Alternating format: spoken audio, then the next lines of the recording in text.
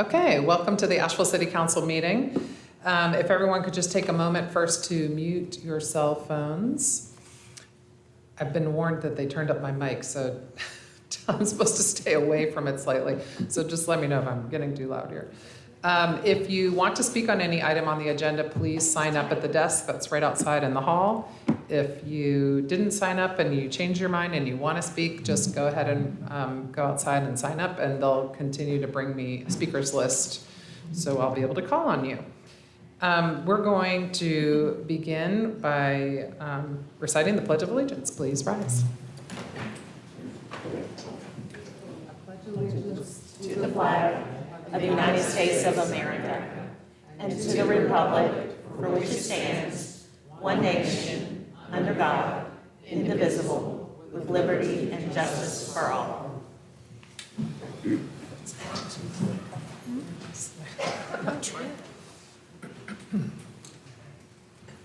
Okay, tonight we have two proclamations. The first is Asheville Sister Cities Month, and we have several folks that are here with Sister Cities. I would invite you all to come up here to the microphone up here,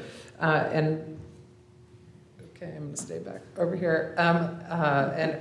Jessica Cofield is here, and Ken Nelson, I think, leading the group, but all those involved, please join me down there at the mic.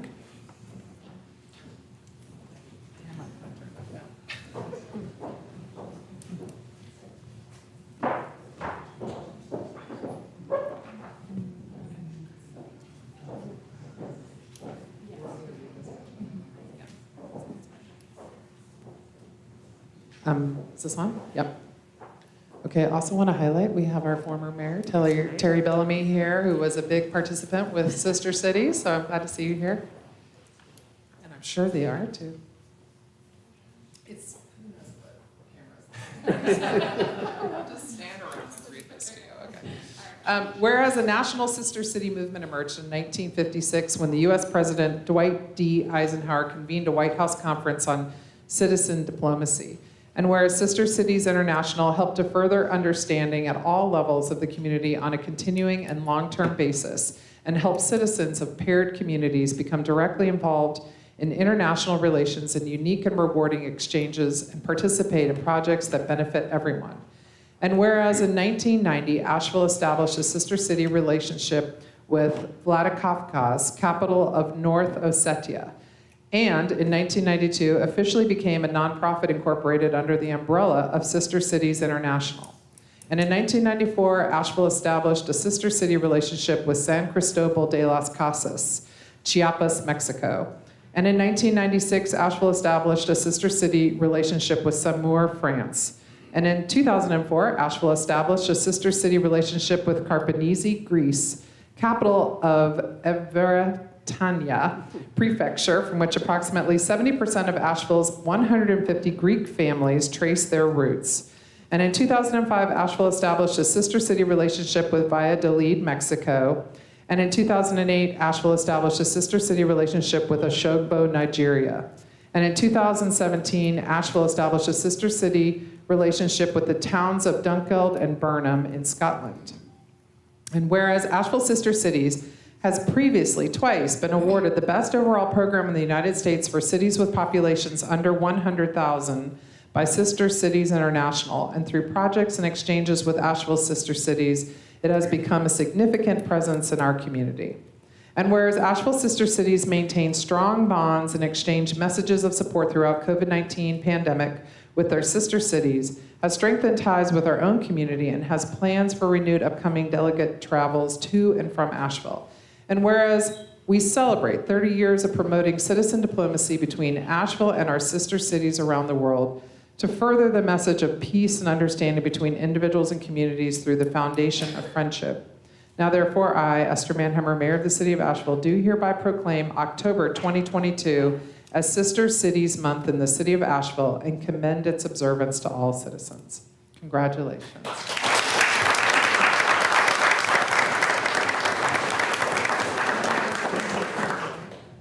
And you all have a presentation for us. That's correct. Thank you, Mayor Mannheimer, for that and the excellent pronunciation as well. And thank you to the City Council for your support over the last 30 years, and also to our community for all of their support and volunteering for. This is a completely volunteer-led organization, so without the support of our community, it would not happen.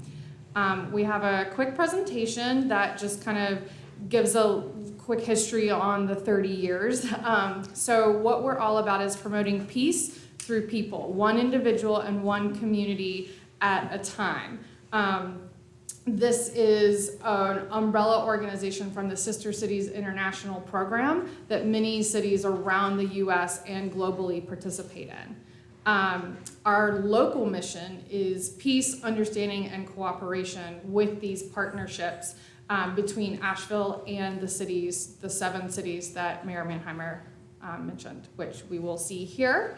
And I would love to point out that we have a new directional sign right here in Pack Square that was a little while in the making, but we have finally gotten it. So if you are walking through, please take a chance to take a picture, post it online, and it's a great gathering spot, which we will be going to after this.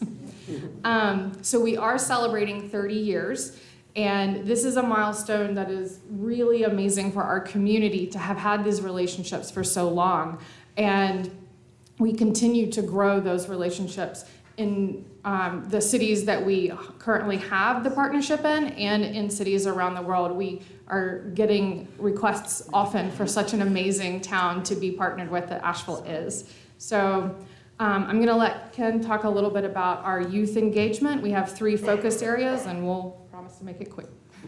Thanks, Jessica. And she kind of slipped by it pretty quickly in her presentation, but Jessica was recently elected to the board of the Sister Cities International, so she's officially now a delegate to the Sister Cities International board.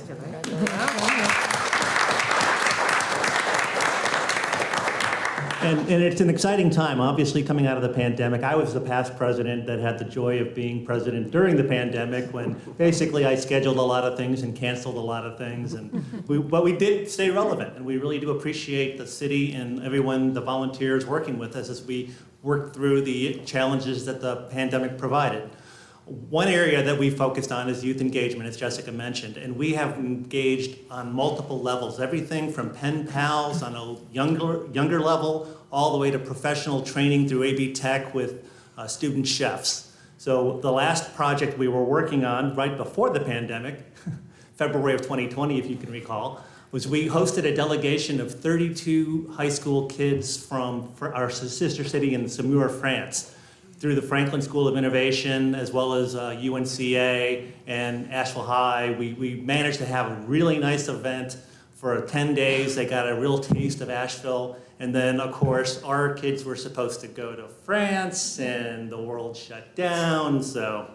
But the good news is we are going to revisit this, and they're going to have a delegation come in the spring of 23 from France, and we're going to be sending our kids over as well next spring as well.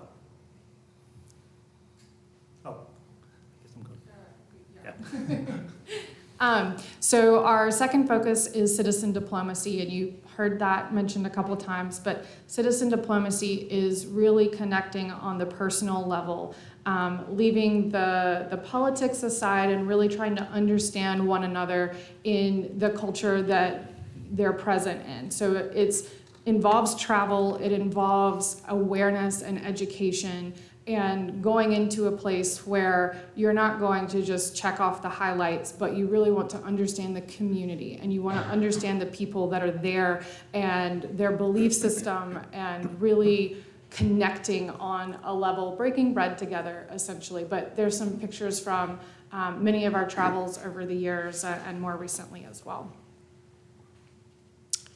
Okay. And then, we do have relationships on multiple levels. Obviously, we talked about the youth. Obviously, we talked about the understanding. But collaboration on many levels, commercial, charitable, educational. We try to build bonds with our sister cities on as many levels as possible. One of which is really exciting, is we are about to send a delegation to Valladolid, Mexico, led by Rebecca Robertson, and we are sponsoring a project to work with local Mayan women to build little small micro businesses raising honeybees. There's a stingless bee called the Melipona bee, which is the only indigenous bee to North America, and we are going to help them build these micro businesses to harvest the very sacred honey. It's actually used in a lot of religious ceremonies and such. But we have a whole delegation of folks going down here at the end of this month. And then one thing that we did do during the pandemic was we worked closely with the local Rotary associations as well as the folks in Mexico on a wheelchair project where we actually shipped an entire container of wheelchairs from China into Mexico and then through the local Rotaries distributed them to the local population. And it was really heartwarming to see some of the video feeds that came in. Some of these people have been confined to their house their entire lives. We really made a difference. So you're maybe wondering, how can we partner as the city with Asheville Sister Cities? We like to see ourselves as kind of international representatives of this community. So on a local level, what can we do? There are lots of opportunities, whether it's growing our local economy and doing internship exchanges or education exchanges. There's a lot to learn from our sister cities about sustainability and what they do and how we operate even at a tourism level. A lot of our cities are picked because of their very heavy tourism development areas. So I think when it comes to the ways that our city can partner with our sister cities, the sky's the limit, but certainly so are the volunteer hours. So let's make sure we get some new members in the door. And the way you can do that is visit AshevilleSisterCities.org. We have membership opportunities, sponsorship opportunities, donations, so sponsorship either in kind or financial, and then of course volunteering. So I encourage everyone to visit our website. The other two things that I want to mention before we close is that we just redid the display case at the entrance to City Hall, which is I don't know the last time it had been updated, but we have some new items in there for you all as you come into City Hall building. And then our annual meeting and closing celebration will be November the 6th from 3 to 5 p.m. It's a Sunday at Highland Brewing. We have the Barrel Room space, which is a really beautiful space out there, and we'll be celebrating our 30th anniversary with a party and some guest speakers, and you'll get to have a passport around the world stamped with different foods you get to try from each of our sister cities, technically. In closing, I want to thank you all again and really appreciate your support. Thank you all so much for coming down tonight. Thank you.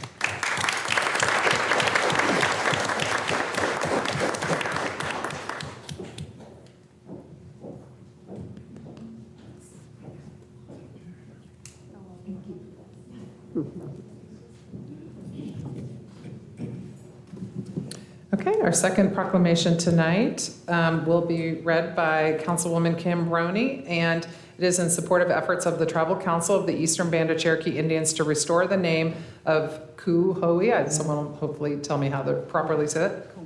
Kuwohi. To the mountain presently known as Klingman's Dome. And anyone who is here on this proclamation, please feel free to come forward and welcome.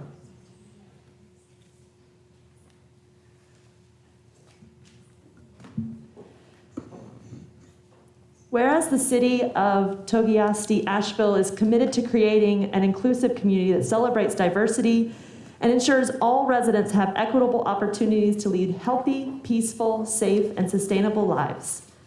And whereas on the 12th day of October 2016, the Asheville City Council adopted the second Monday of October as Indigenous Peoples Day, we also acknowledged our nation's history of colonial settlerism that has inflicted discrimination and genocide upon Indigenous people and recognize that truth must come before reconciliation. And whereas the area currently known as Asheville in Buncombe County, North Carolina, rests on land that was first inhabited by the Cherokee and their ancestors, and which covered more than 100,000 square miles of what today is western North Carolina, eastern Tennessee, northern Georgia, and upstate South Carolina. And white settlers began arriving in what would become Buncombe County in the 1760s and laid false claim to this Cherokee land. And whereas the Eastern Band of Cherokee, a federally recognized Indian tribe with sovereign powers of self-government, endure to this day, now living in the Kala boundary just to our west, having survived genocide, stolen land, forced relocation, and family separations. And whereas on the 14th day of July, 2022, the Tribal Council of the Eastern Band of Cherokee Indians unanimously supported a resolution to restore the name Kewohee to the mountain presently known as Clingman's Dome. And this board has received a copy of the Tribal Council's resolution and has been asked if it will support tribal efforts to restore the name Kewohee to the land presently known as Clingman's Dome. Now, therefore, I do hereby proclaim support for the efforts of the Tribal Council of the Eastern Band of Cherokee Indians to restore the name of Kewohee to the mountain presently known as Clingman's Dome. And I present this proclamation to Levita Hill, Mary Crow, and the many members of Restore Kewohee that are members of the Eastern Band of Cherokee.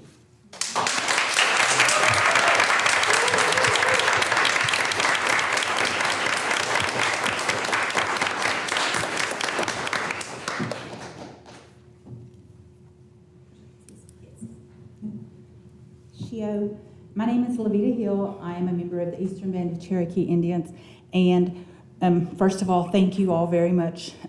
This is a very great proclamation. It sounds fabulous. Thank you. I would like to speak just a second on what the overall goal is. And as Kim had stated, we do live in Cherokee, North Carolina, on the Qualla boundary. We recently decided, Mary Crow and I, that we're going to go before the U.S. Board on Geographic Names and petition them to change the name of the mountain that is currently called Clingman's Dome and give it its original name back, which is Kewohee. Kewohee is the mulberry place, and that name was given to the mountain by our ancestors thousands of years ago. It was changed to Clingman's Dome in 1859, so for a short period it has been Clingman's Dome. But for many, many years, it has been Kewohee. And in our culture, we view the mountain as living, breathing.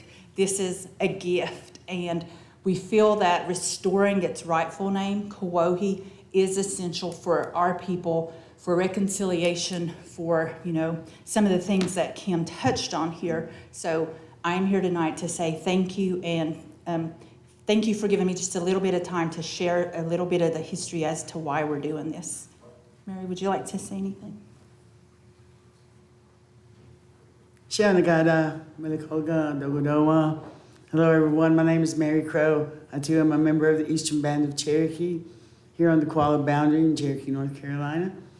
I'd just like to say thank you for giving us this opportunity to be here this evening, and also for this wonderful proclamation. We appreciate the Asheville City Council, and we appreciate the city of Asheville in your acknowledgement and your recognition of our land is who we are. And Kewohee, the mulberry place, is more than just the mulberry place. It's a spiritual place for our prophets, not just the men, but the women prophets. They would go and have counsel there and then come back and give us guidance to our townships and to our communities. It was also in our stories where the bear held counsel. It was also a place where we took refuge when we were fleeing from forced removal. But I would just like to make a note that we got in touch by the family of T.L. Clingman, Mr. Thomas Lanier Clingman, the great-great-nephew. From what we understand, the person who the mountain was named after did not have any descendants, but he had a brother. And the great-great-nephew, whose name was Thomas Lanier Clingman, sent a letter email to our chief. Our chief forwarded it to Levita and I. And on September 8th, while in Washington, D.C., I met with Mr. Clingman. And he said his parents were still alive. His father was in his mid-80s. But that told them that we were in this efforts to bring back Kewohee, and his family supported us. And so a couple of weeks ago, we had a Zoom meeting. We asked him if he would send a letter of support from the family. We're in a time in our history where we need to come together as human beings and understand that we have a common, ground, and that we have a common need and a desire to live in these mountains free. When we look around at climate change and the things that's going around, we're blessed here. I tell folks that the Great Smoky Mountains is one of the last of the biodiverse areas in the world. The people that were before you were protecting the honeybees, who are very important. The salamanders. The Great Smoky Mountains is known as the salamander capital of the world. And they just found a new salamander called the black-bellied Cherokee, they named it. But the salamanders are our freshwater indicators. And in our rivers, we have big, large salamanders called the hellbender. And they're real ugly, but they're really, really, really, really important to our streams and our rivers. So with this proclamation and with this acknowledgement and understanding that we live in a beautiful area here in our traditional territory of the Anihiwaya, the principal people.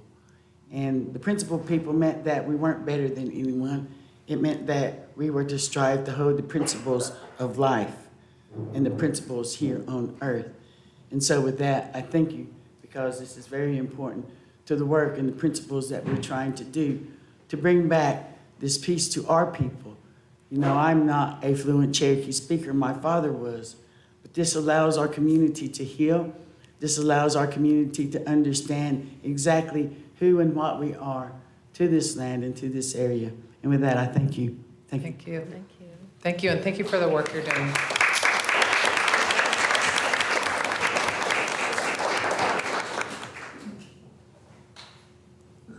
Shio, Jared Wheatley, Diwido. I just want to speak to council. I'm a citizen of the Cherokee Nation, not the Eastern Band of Cherokee Indians. And I just really want to speak to the strength and the leadership and vision that Levita and Mary Crow have shown in bringing this name change forward, and all their diligence on it and what they're doing for the community. I'm an urban Indian. I live right here in Asheville. And this name change and restoring the name Kawohi is important to me as a citizen of the Cherokee Nation, but it's also important for Native and Indigenous people around the country to see the leadership of women and other Natives like this stepping up and ensuring that our sacred lands are recognized. Our culture isn't the same as what we see today. We didn't go around and name every mountain and every stream and call it by someone's name. Like Mary and Levita have spoken to, these places that we named held deep and meaningful reasons in our life for being acknowledged with those names and those descriptions. And so honoring that right now is recognition for us, our ancestors, and empowering our future generations to continue to resist ethnocide and genocide. Thank you. Thank you. Thank you.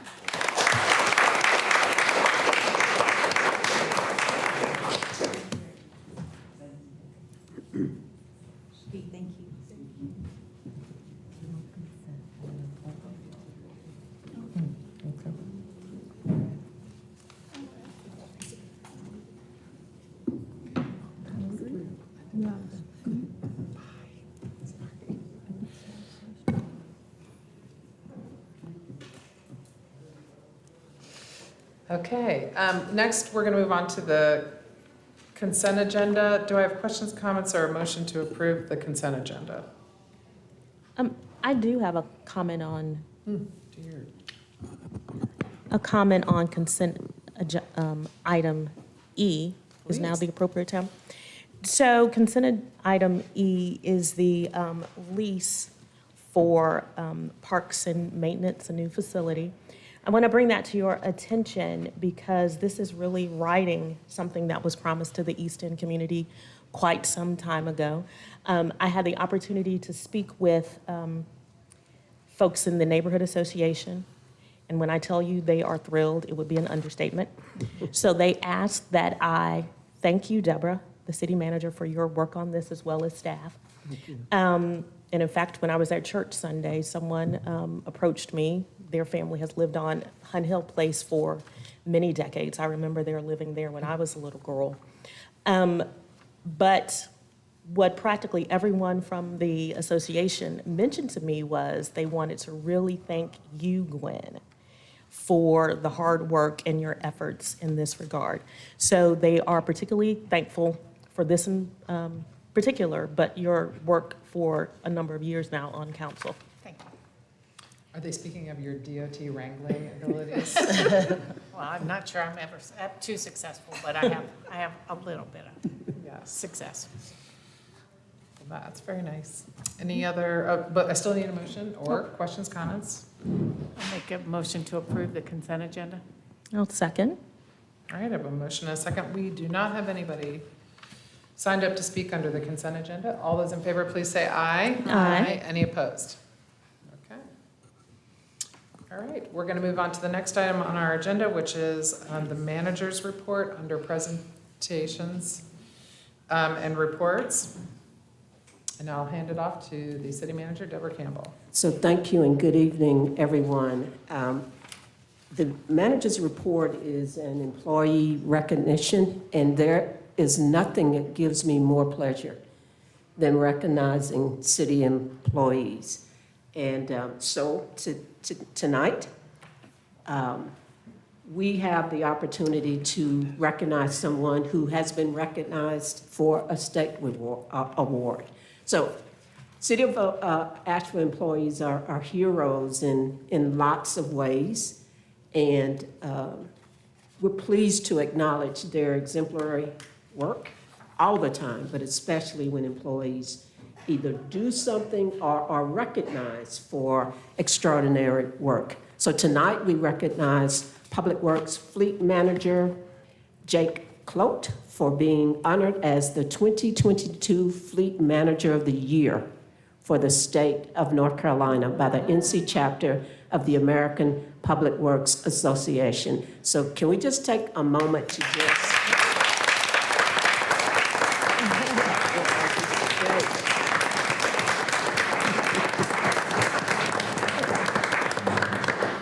You can go to the next slide.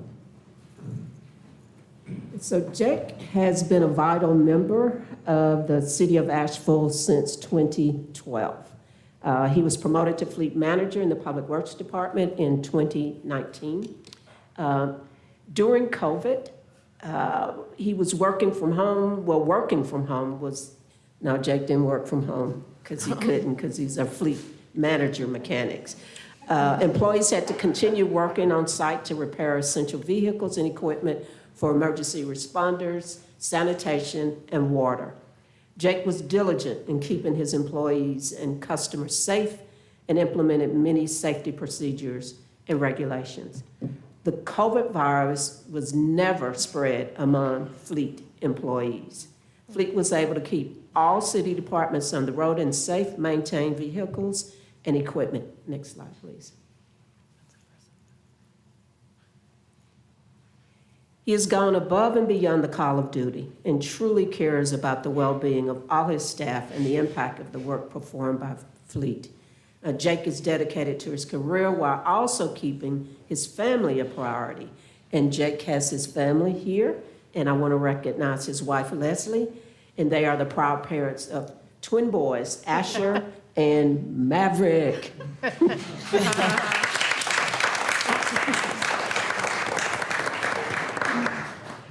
Jake truly embodies the essence of the Fleet Manager of the Year award. Congratulations, Jake, on winning this prestigious award and recognition for yourself, the Public Works Department, and the City of Asheville. Why don't you come up?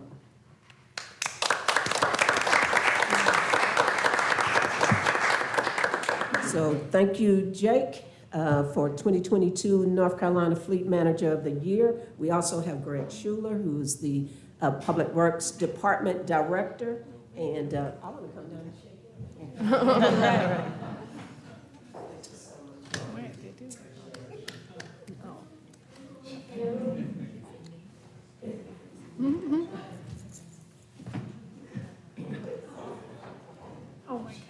That's cute. Kids are. So now, which one is Maverick again?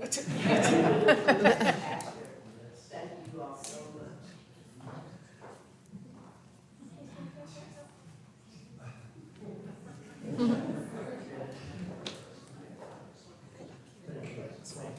That's fun.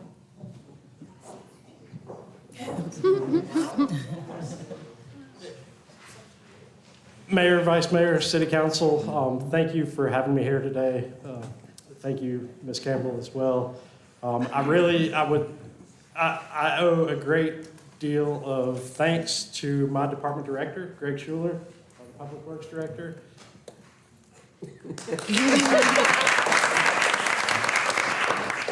And really, as well as my team. I wouldn't be here without my team in Fleet. And I hope everyone understands how vital of a role that they play, with helping me get this prestigious award, as well as, just for all that we do for the city. So I wouldn't be here without them. So I owe it all to them and to my director. But thank you very much for having me. Thank you. Thank you.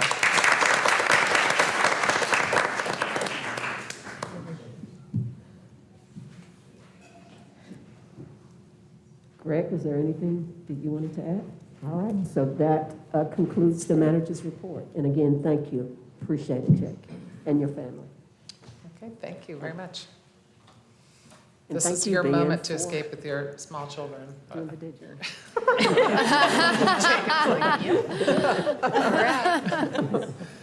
As we transition to the public hearings agenda, we have 2 items on our public hearings agenda, but the first we need a motion to continue until November 15th. Do I have a motion? This is Sage, I'll move. Sandra's. Okay, we have a motion and a second. All those in favor, please say aye. Aye. Any opposed? All right. The next is a public hearing to consider conditionally zoning 154 and 99999 times 3 Woodland Drive from RM8 residential multifamily medium density district to residential expansion conditional zone. And Will Palmquist is already here to speak to us about this item.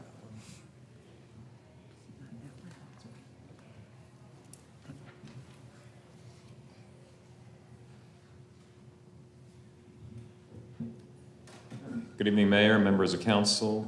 Will Palmquist with the Planning and Urban Design Department. I'll be here to present on the conditional zoning petition for the project known as Woodland Development. This map shows the existing and proposed zoning of the site, which is located on about 9 acres across 5 properties in the Sulphur Springs neighborhood of West Asheville, a couple properties north of Patton Avenue. You can see the existing zoning, RM8, residential multifamily, medium density, and then due to the proposed number of dwelling units for this project, a conditional zoning to the residential expansion conditional zone is required. This aerial imagery, you can get a sense for the area a little bit better.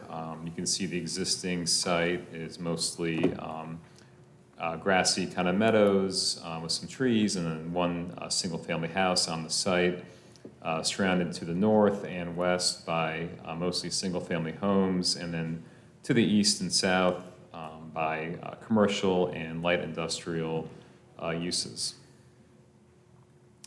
The future land use as designated in Living Asheville Comprehensive Plan is residential neighborhood for the site, and no change in that designation is required for this project. So the site plan's shown here, and then some details and highlights about it. And just to orient folks, that north is to the left, so east is up on the screen. So kind of tilt your head a little bit to get north perspective here. But essentially, I'll walk through some of the details of the site plan and then some of the changes that have been made along the way for this project.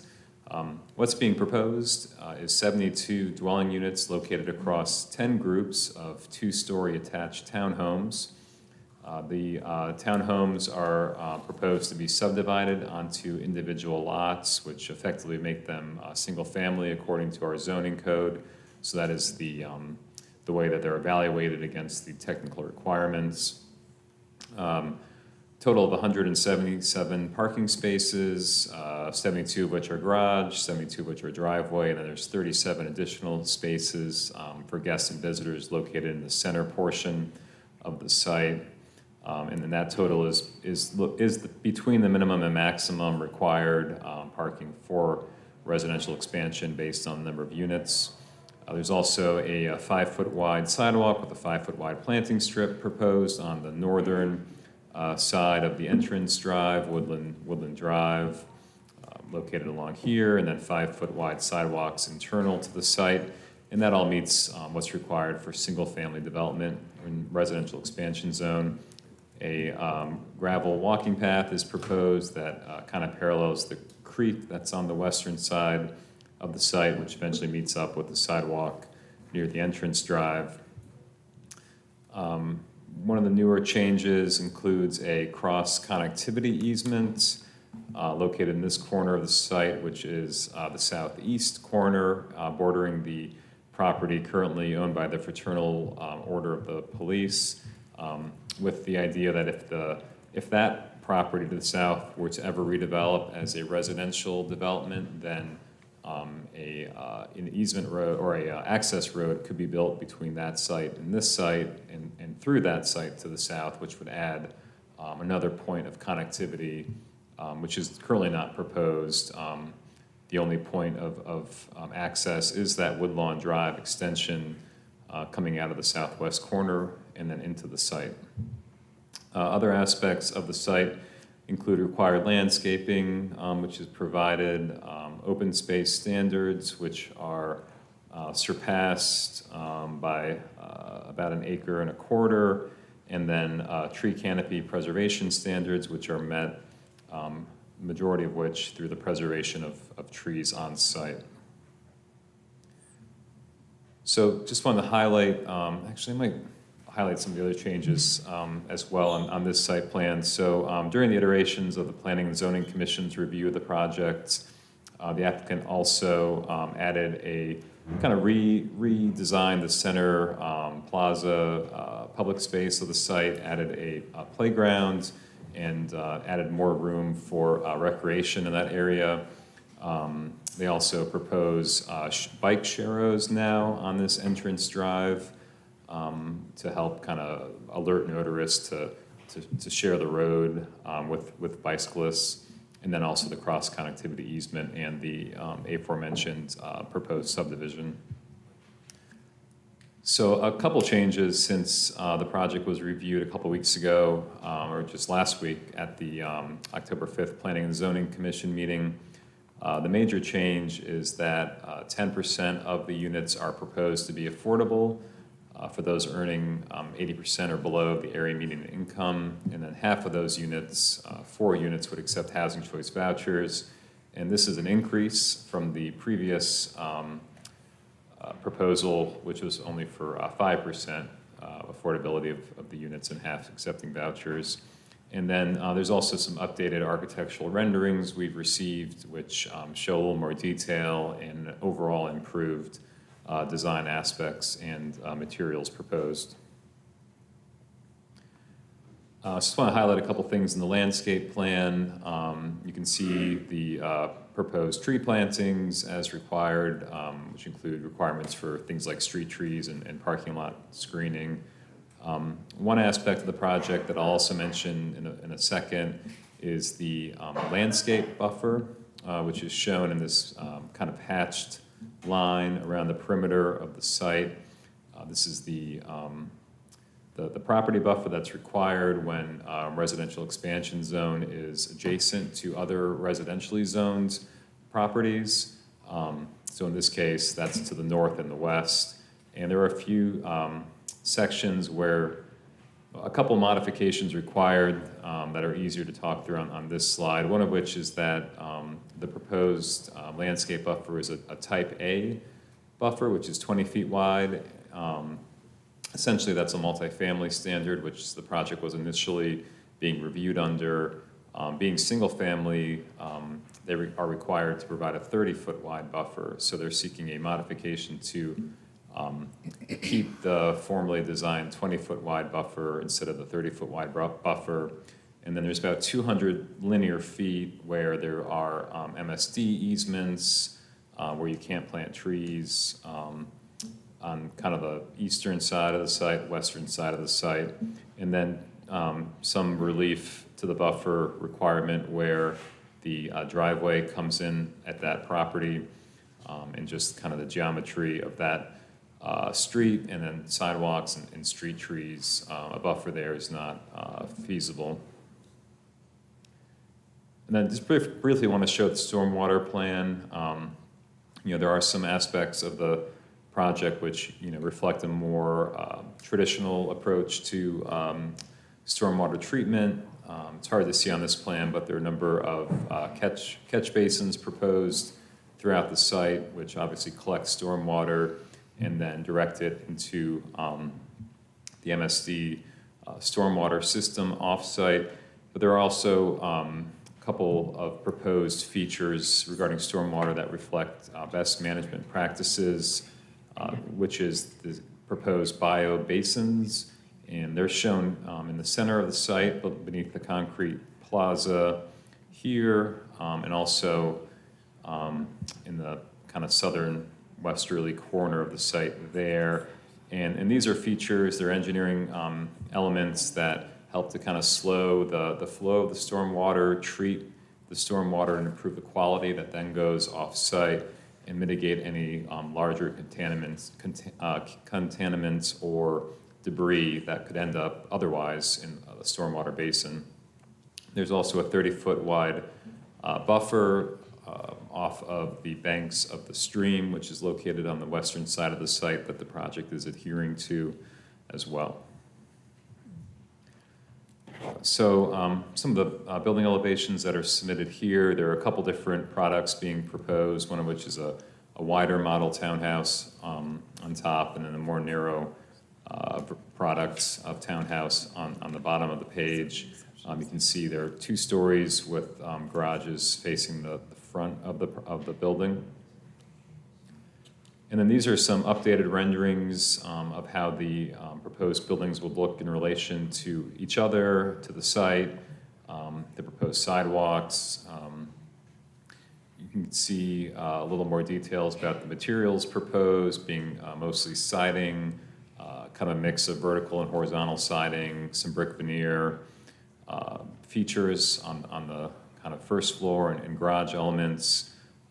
You also get a sense of the driveway accesses, some of which are shared driveways, so you only have maybe one curb cut for 2 of the garages. Others are one curb cut for each garage, depending on the section of the site. And then this rendering, which shows a little bit better how the center feature is proposed to be used, to be a space that people can walk through, recreate in, and children to play in the playground. So some of the conditions of the project, such as I've previously mentioned, the 10% units that will be affordable, that equals 7 units, and then half of those would accept housing choice vouchers. I previously mentioned some of the technical modifications, such as the reduction of the width of the required buffer along the property edge, and a reduction of the presence of that buffer for 210 linear feet due to the MSD easements and project's roadway. And then finally, that no bike lanes are proposed into the development, which is reasonable given that there are no bike lanes currently on adjacent roadways, but that bike sharrows are on the site plan and proposed. So the project was approved with conditions at the June 6th Technical Review Committee, and it was reviewed by Planning and Zoning Commission a number of times. It was continued twice at the July and August meeting to allow the applicant to incorporate recommendations from Planning and Zoning Commission, and then was heard as well at the special September 21st Planning and Zoning Commission meeting. No recommendation was given by the Commission, given that the vote to approve failed 2-2, so the conditional zoning request comes before City Council tonight without a recommendation from Planning and Zoning Commission.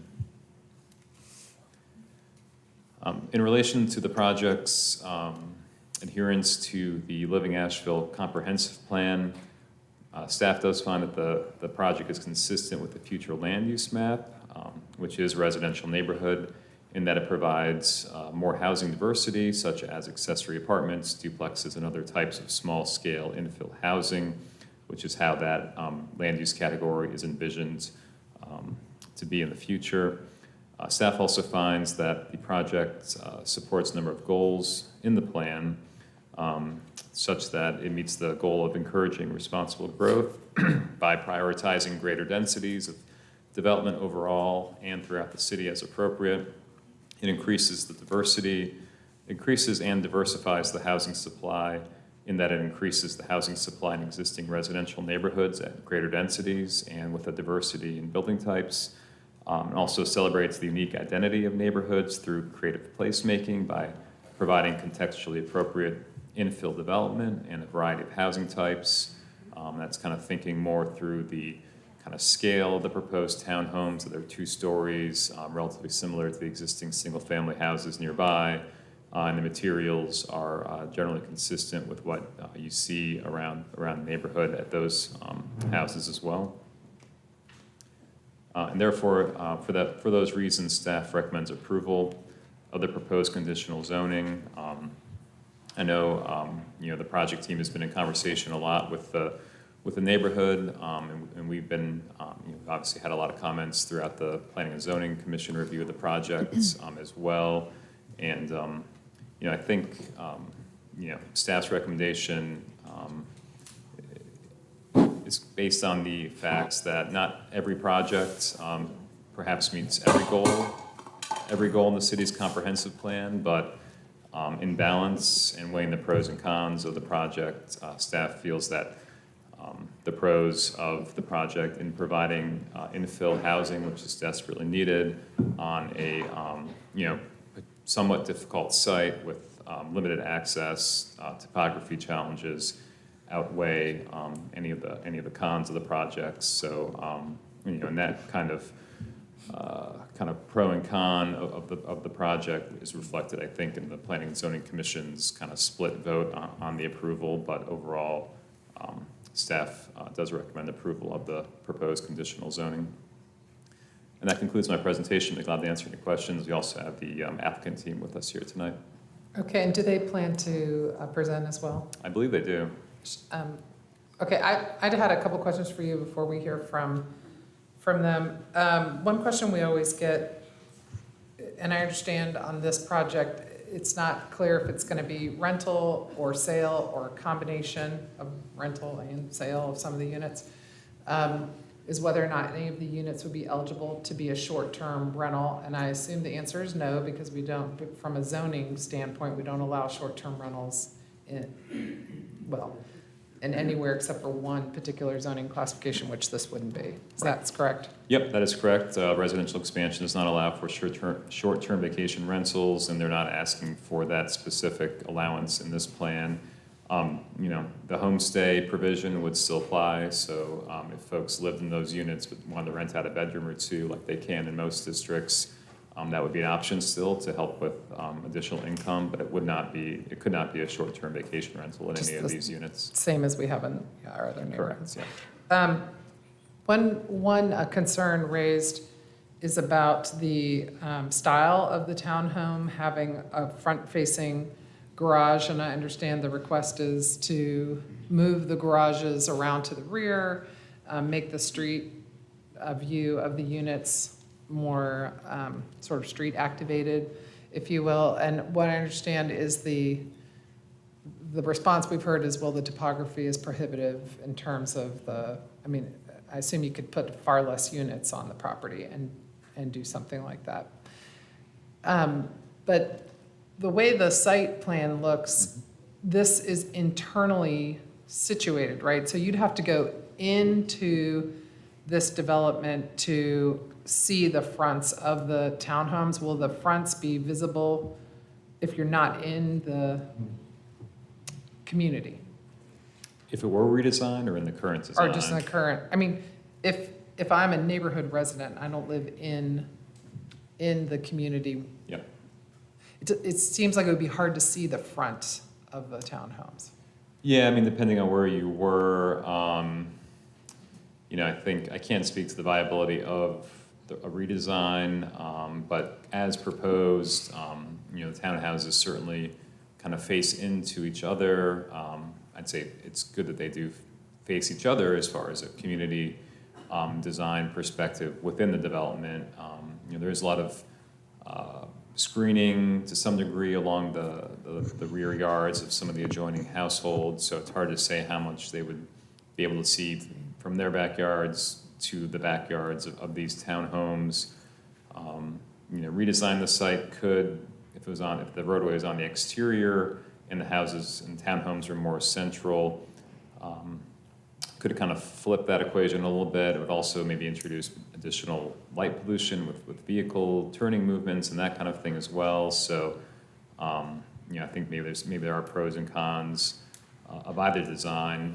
As currently proposed, though, I feel like the fronts of these townhomes would be difficult to see from the surrounding area.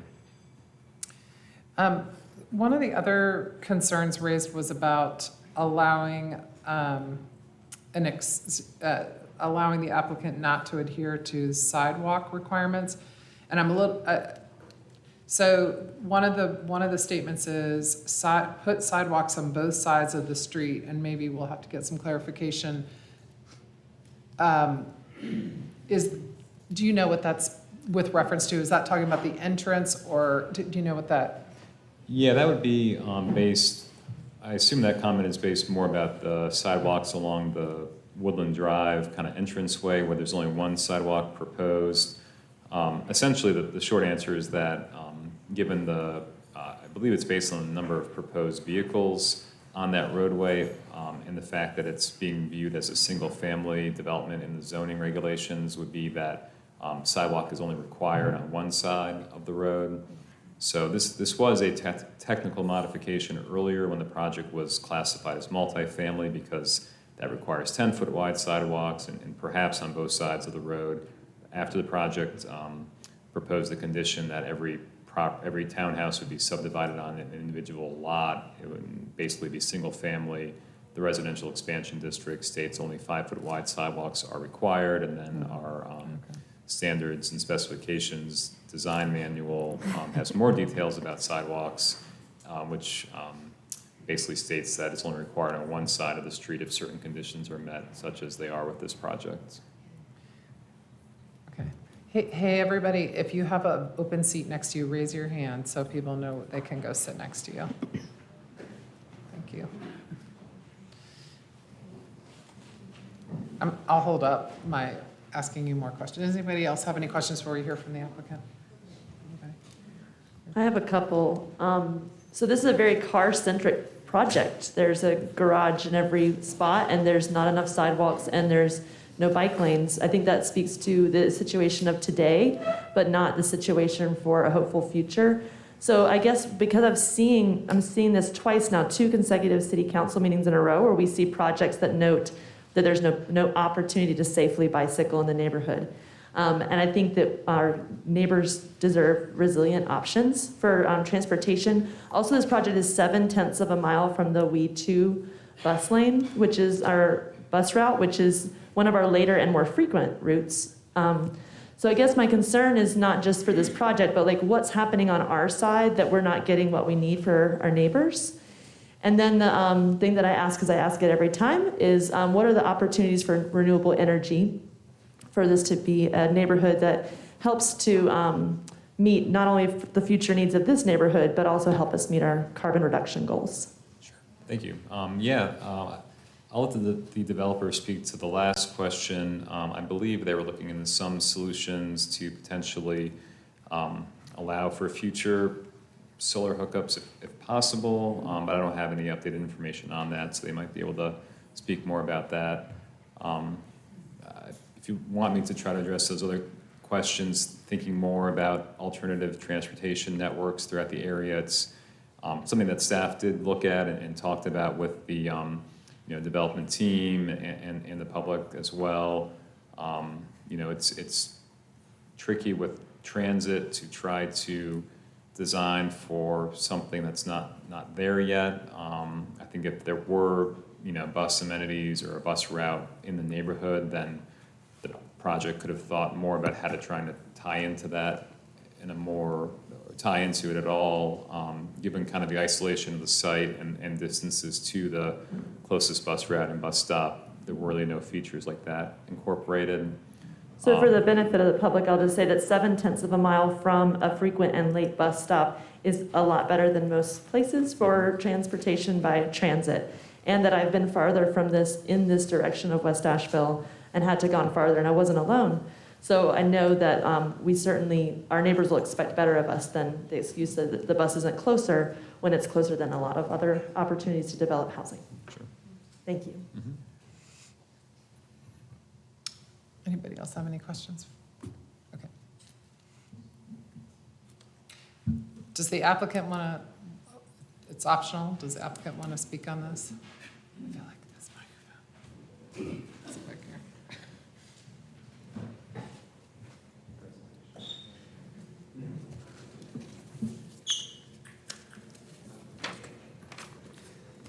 I think maybe these things we write.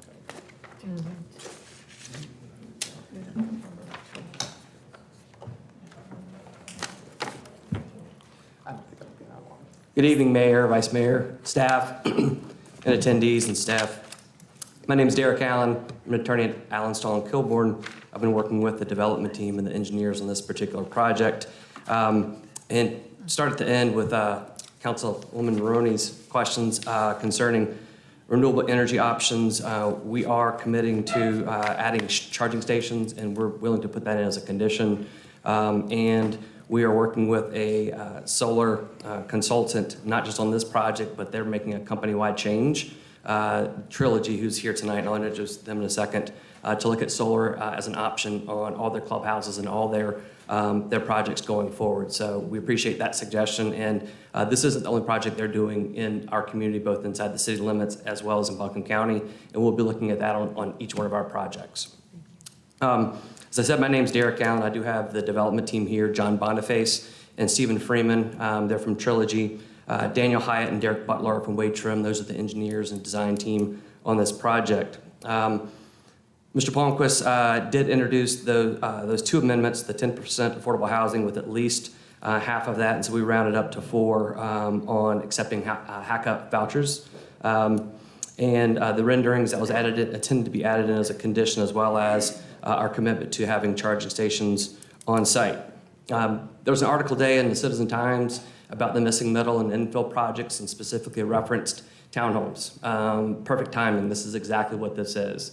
And these projects are difficult to engineer. They're difficult to negotiate. And a townhome project, we have found through working with City Legal, our ordinance doesn't contemplate it very well, and it's a relatively new type of product that we're seeing being introduced into our city. With that, staff and planning and zoning and really the design team had a stumble at the beginning in terms of treating this as multifamily. It was always intended to be single family. They're subdivided lots. That's the way they're doing them on the other projects that are here. That's what they do. They're subdivided lots that can be bought, they can be rented out.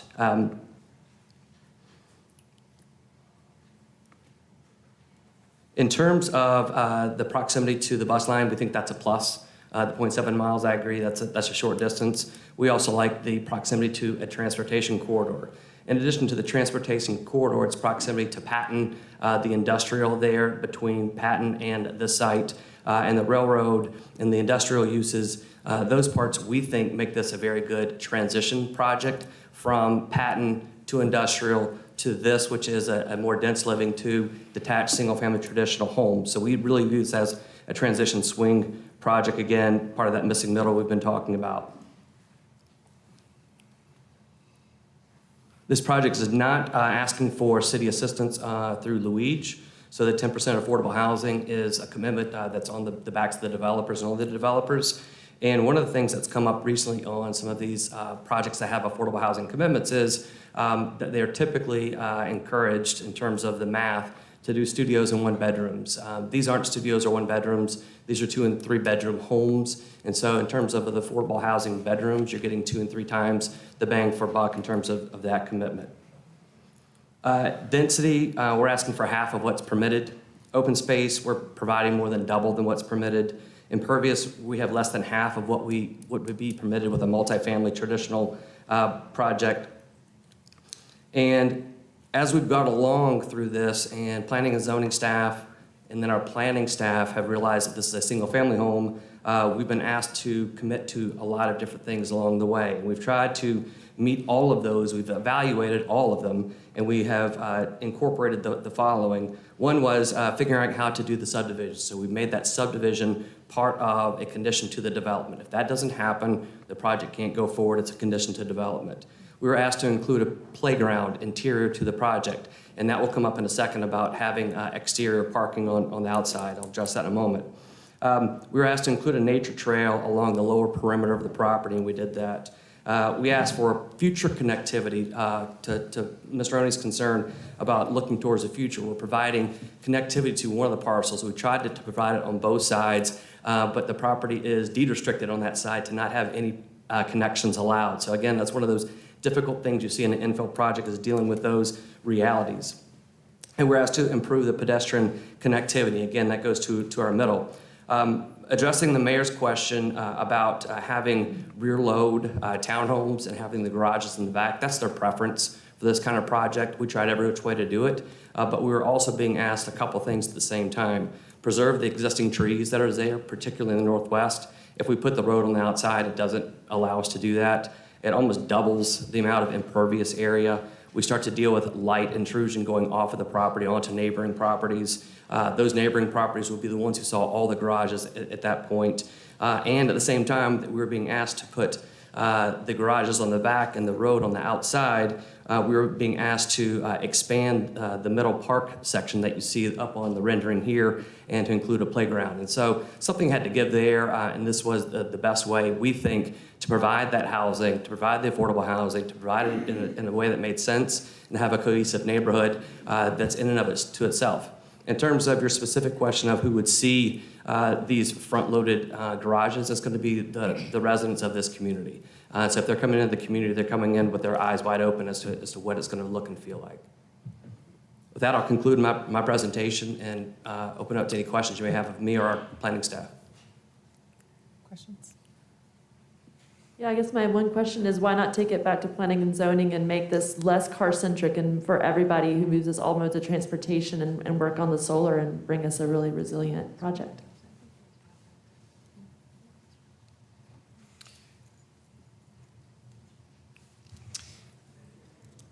We have, are there any other questions?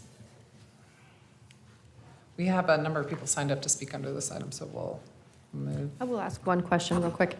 It was hard for me to tell on the site plans that we've been given. I cannot zoom in far enough. It almost looks like, it sounds like there was concern about sidewalks on that entry street on both sides. And had you been multifamily, it'd been 10 feet, since your single family is 5 feet. Did you all look at doing 5 feet on both sides? It looked like you could for some of it, but then it... You're talking about for the entrance road? Yeah, and it becomes private, someone else's property or something. Why wasn't that? It looks like the elevation isn't too bad, or did you guys look at it? I'm not sure that we did, and I can invite Daniel Hyatt up to address that. And maybe as simple as keeping impervious service down for that kind of lesser used pedestrian connectivity, as opposed to the interior part where folks are more likely to use them every day. Yeah, it's hard to tell. I really can't zoom enough to You tell. can't. I just can't. It's only on one side. Yeah, no, I'm saying, but you can't Oh, in zoom enough terms to of- see if it's possible on the other side. But just a question, if they can speak to it, that'd be helpful. Is anyone waiting?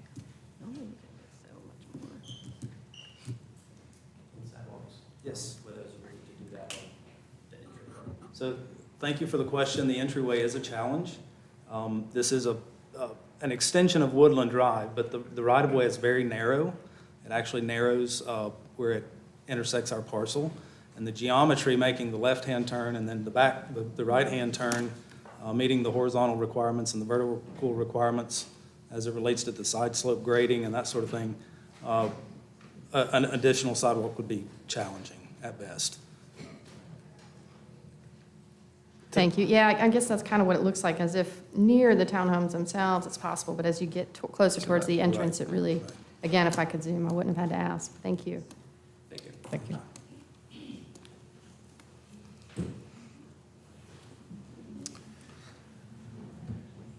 Okay, we're going to open the public hearing. We have a number of people signed up to speak under this item, and for each speaker, you will have 3 minutes to speak. The light on the lectern will be green, and then it will be orange, and then it will be red, and it will beep, and that means stop. But as I just said that, the first speaker, Carol Meyer, has a number of people who are ceding their time: Georgia Deal, Jewel Smith, Kathy Nichols, and Sharon Summerall. And so Carol, wherever you are, you will have 10 minutes to speak on behalf of that group. Up to 10 minutes, you don't have to.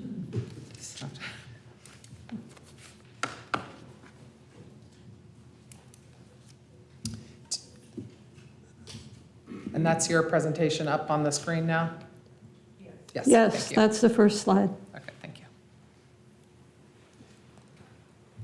So good evening, I'm Carol Meyer. I live on High Alta Avenue, about 1/10 of a mile from the proposed Woodland development.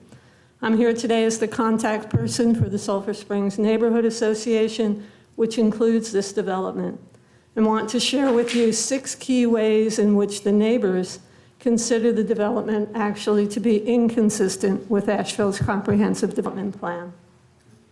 First, the comp plan, as you well know, calls for more affordable housing, but both home ownership and rental housing. None of the proposed units are actually designated for home ownership or for sale. The developers originally proposed all rental units for 20 years.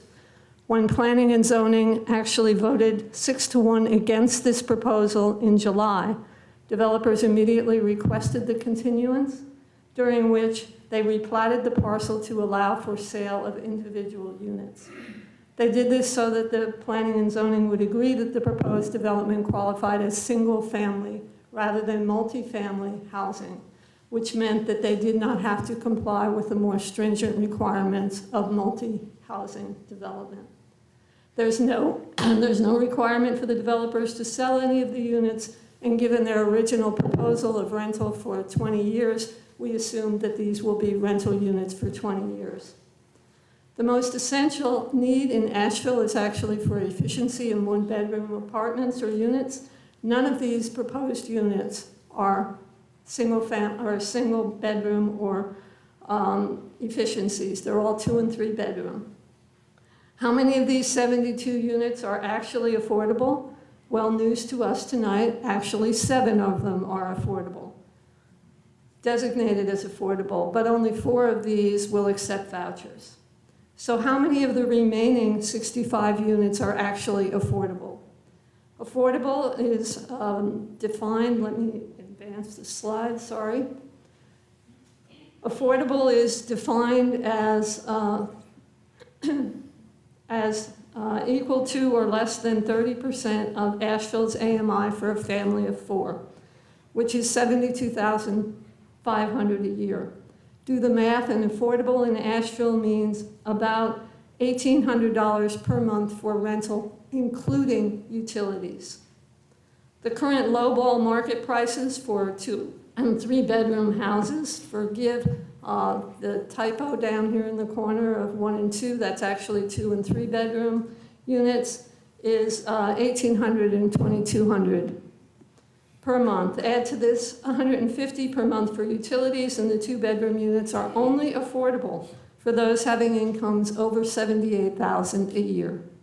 And the 3 bedroom units will only be affordable for those with incomes over about $84,000 a year.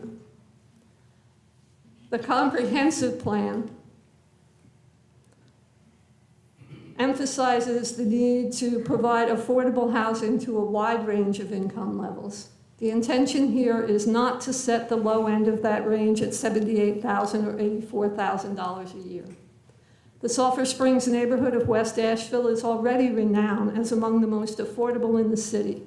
We're mostly low and middle income or retired people who couldn't afford to rent these units even if we wanted to, and who appreciate living in a traditional, walkable, socioeconomically diverse neighborhood with a rural suburban feel that's already affordable to a wide range of income levels.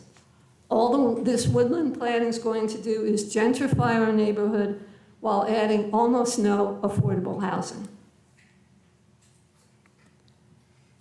The second inconsistency is that the comp plan calls for making neighborhoods more walkable and bikeable, whereas the Woodland plan will make our neighborhood less safe for walking and biking. This is due to significantly increased traffic on narrow streets in the neighborhood with sharp curves and steep hills reducing visibility without any sidewalks, curbs, or guardrails. There are many intersections without traffic controls and on-street parking that reduces the width to one lane in front of many homes, and few posted sign speed limits. The third inconsistency relates to our goal of making Asheville a more transit-supportive city by encouraging development along transit corridors and supporting higher levels of multimodal trips. To us, development along transit corridors means that you can access those corridors directly from the development. But the Woodland plan is not on a transit corridor. It's an orphan parcel that provides no safe, walkable, or bikeable access to that nearest bus stop on Patton Ave by the DMV. And the nearest bus stop on Beaverview is over a mile away on streets that I've just talked about are made less walkable and bikeable by the development itself. We also note that there is no safe place for a school bus to stop at the proposed entrance to the development. The fourth inconsistency relates to the goal of promoting green infrastructure working in harmony with nature. We want to manage stormwater using natural assets rather than directing runoff into city storm sewer systems, and incorporate natural design elements like trees to capture rainwater and ensure new development has the appropriate infrastructure to support it. But the Woodland plan proposes no green stormwater infrastructure. Although it's compliant with applicable ordinances, the plan is not compliant with the intention of the comprehensive development plan in this area, because it directs all of the stormwater, as you've heard, into catch basins with pipes delivering all that runoff directly into the city's storm sewer system. It makes an estimated 40% of the parcel, 3.5 acres, newly impervious, and it proposes to remove over 90 mature trees, almost all of the trees on the parcel, which currently absorb much of the stormwater on this rather steeply sloped parcel. The fifth inconsistency relates to protecting the uniquely wonderful character of traditional city neighborhoods like Sulphur Springs. Thus, the comp plan calls for neighborhood-compatible infill housing that respects and enhances the neighborhood's character, has good architecture and urban design, and limits infill housing in medium-density neighborhoods like ours to single-family detached homes, accessory apartments, duplexes, and small-scale multifamily units. We note that the comp plan specifically excludes larger-scale rental complexes like the Woodland 72-unit complex from the kinds of diverse infill considered compatible with traditional neighborhoods. Many also find the architectural design, as people have been talking about, as far from state-of-the-art. And let me emphasize here that neighbors consider the Woodland plan incompatible infill housing, not because we're opposed to infill housing. There are lots of duplex townhouses already in our neighborhood, and more are being permitted or under construction every day. But because large-scale rental complexes like the Woodland plan will totally destroy the character, affordability, and suburban feel of our neighborhood, which is why many who have lived here for generations are planning to leave if this 72 rental complex is built. Finally, the comp plan calls for alleviating traffic congestion, whereas the Woodland plan will worsen traffic congestion and already serious safety issues. There's only one entrance exit to the proposed development and two roads leading to and from that entrance. The first is Woodland Avenue, already dangerously unsafe because it's barely 2 lanes wide, allows on-street parking, has no sidewalks, gutters, or guardrails, joins High Alta at a T-type intersection just above a 90-degree curve where Woodland looks more like a driveway than a road. Woodland ends at a hairpin turn onto Old Haywood Road. From High Alta to that hairpin turn, Woodland is about 1/10 of a mile of all steep hill with 2 90-degree turns, one above a preschool, where no one can see oncoming traffic just around the bend. No one in their right mind would walk Woodland from High Alta to Old Haywood Road. No one can see oncoming traffic at the 90-degree curve just above the hairpin turn. Most vehicles can't make that hairpin turn onto Woodland without veering into the oncoming traffic lane. And they can't make it at all when vehicles are approaching or waiting at the Woodland stop sign.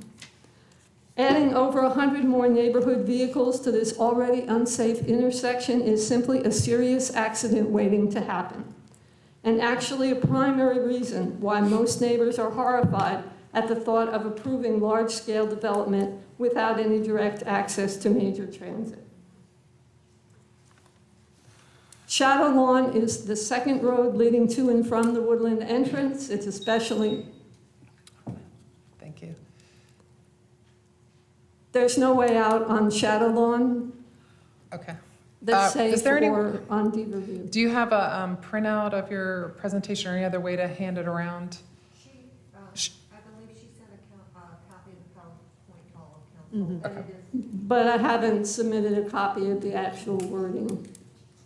I was almost done with it anyway. I'm sorry, we don't make exceptions to the I hear timing that. rules, so I'm sorry about that. Okay, if you want me to submit the actual Well, printout. no, if we have it, that's fine. Of the Sorry. script. But I you're can do saying that your presentation didn't include all of the verbiage. The presentation That you pointed to all of the 6 ways that it's inconsistent. Okay. So I was just drawing conclusions and elaborating on how the exit from the along Woodland Avenue is unsafe, and also the other 2 ways to get out to the D Review intersection or the North Bear I'm going to Creek go ahead and All right, interrupt. thank This you. is making me uncomfortable. Okay, Yeah, yeah, it's I'm fine. sorry. We have a number of other speakers, and we'll stick to the rules, but thank you very much. Thank you for your time.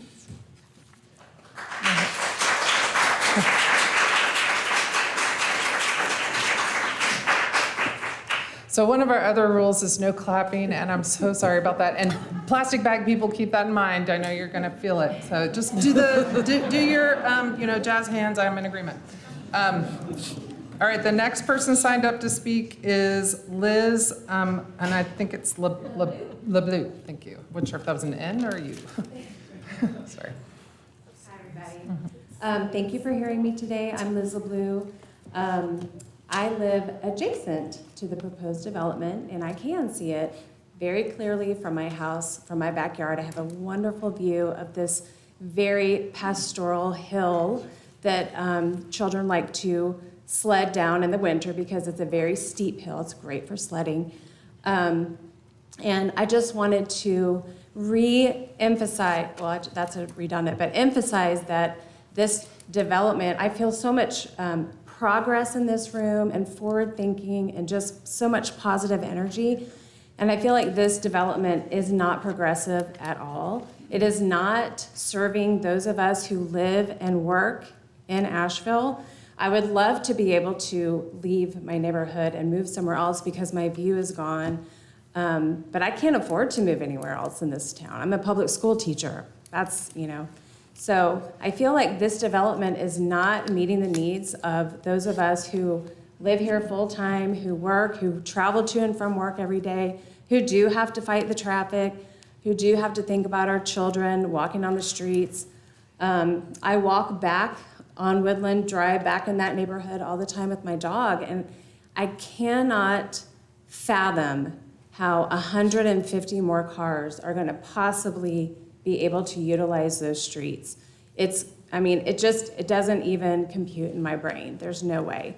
It's too much. This kind of development is not right for that parcel.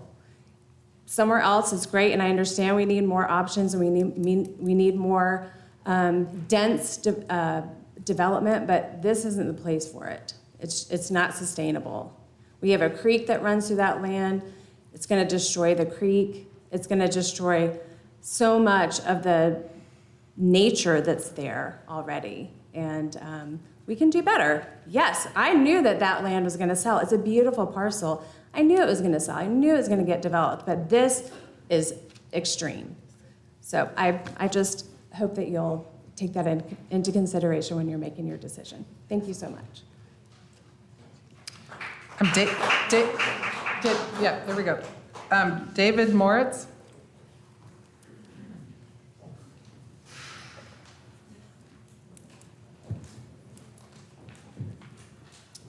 Hello, City Council. Thank you for allowing me to speak. I'm a real estate developer in Asheville. I've lived here for 10 years. I'm going to speak on in support of this project. Just to be clear, I don't have any relationship with the developer. I don't know them. I've never spoken to them. I'm just here as a proponent for more housing in Asheville because we're in a crisis situation, which the city itself is often quoted as saying. And I feel like the house is on fire and we're arguing about the size of the hose and whether the hose is going to be too noisy for the neighbor. And I appreciate that there are people that have a lot at stake in their neighborhoods, but I question, if not here, where are we planning to build the housing that we're needing?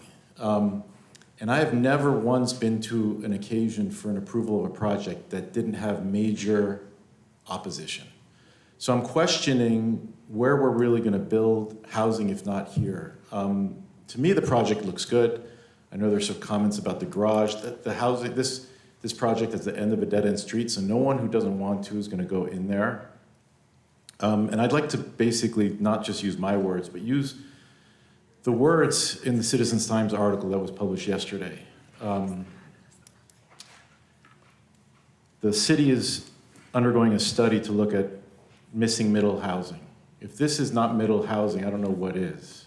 I'm not really sure what this report's going to do, but it's not going to be completed or implemented or anything until the end of 2024. The other thing this article says is that of all the residential zoning we have, 2/3 of it is single-family zoning. That means 2/3 of the residential zoning in the city is single-family housing. And quoted, one of your staff members says that that type of zoning has a history in discrimination. It was put in place so that rich people could live in single-family homes away from people who wanted to live in multifamily who couldn't afford single-family homes. And I sit here today seeing that we're going to be consistently doing that again and again. If you're a rich person in Asheville right now, you can buy a lot, you can build a house, and you see it all the time. If you don't have the means, there's very limited options for you to choose from. And I can tell you from experience, I'm building single-family project in West Asheville, and the cost to build a home now is the same as we were selling it a few years ago. So the cost, getting anybody to build something now, you should be thankful for, because we're going to have even more of an issue. The other thing in this report, or in this article, to quote your project manager, Vaidila Satvika, who hopefully I pronounced his name properly, he says that needs to be zoning change. And that's true. The zoning in the city is very hard to build. So I just wanted to lend my support to the project, not for it specifically, but for housing in general in Asheville. Thank you. Thank you. Jesse Shin.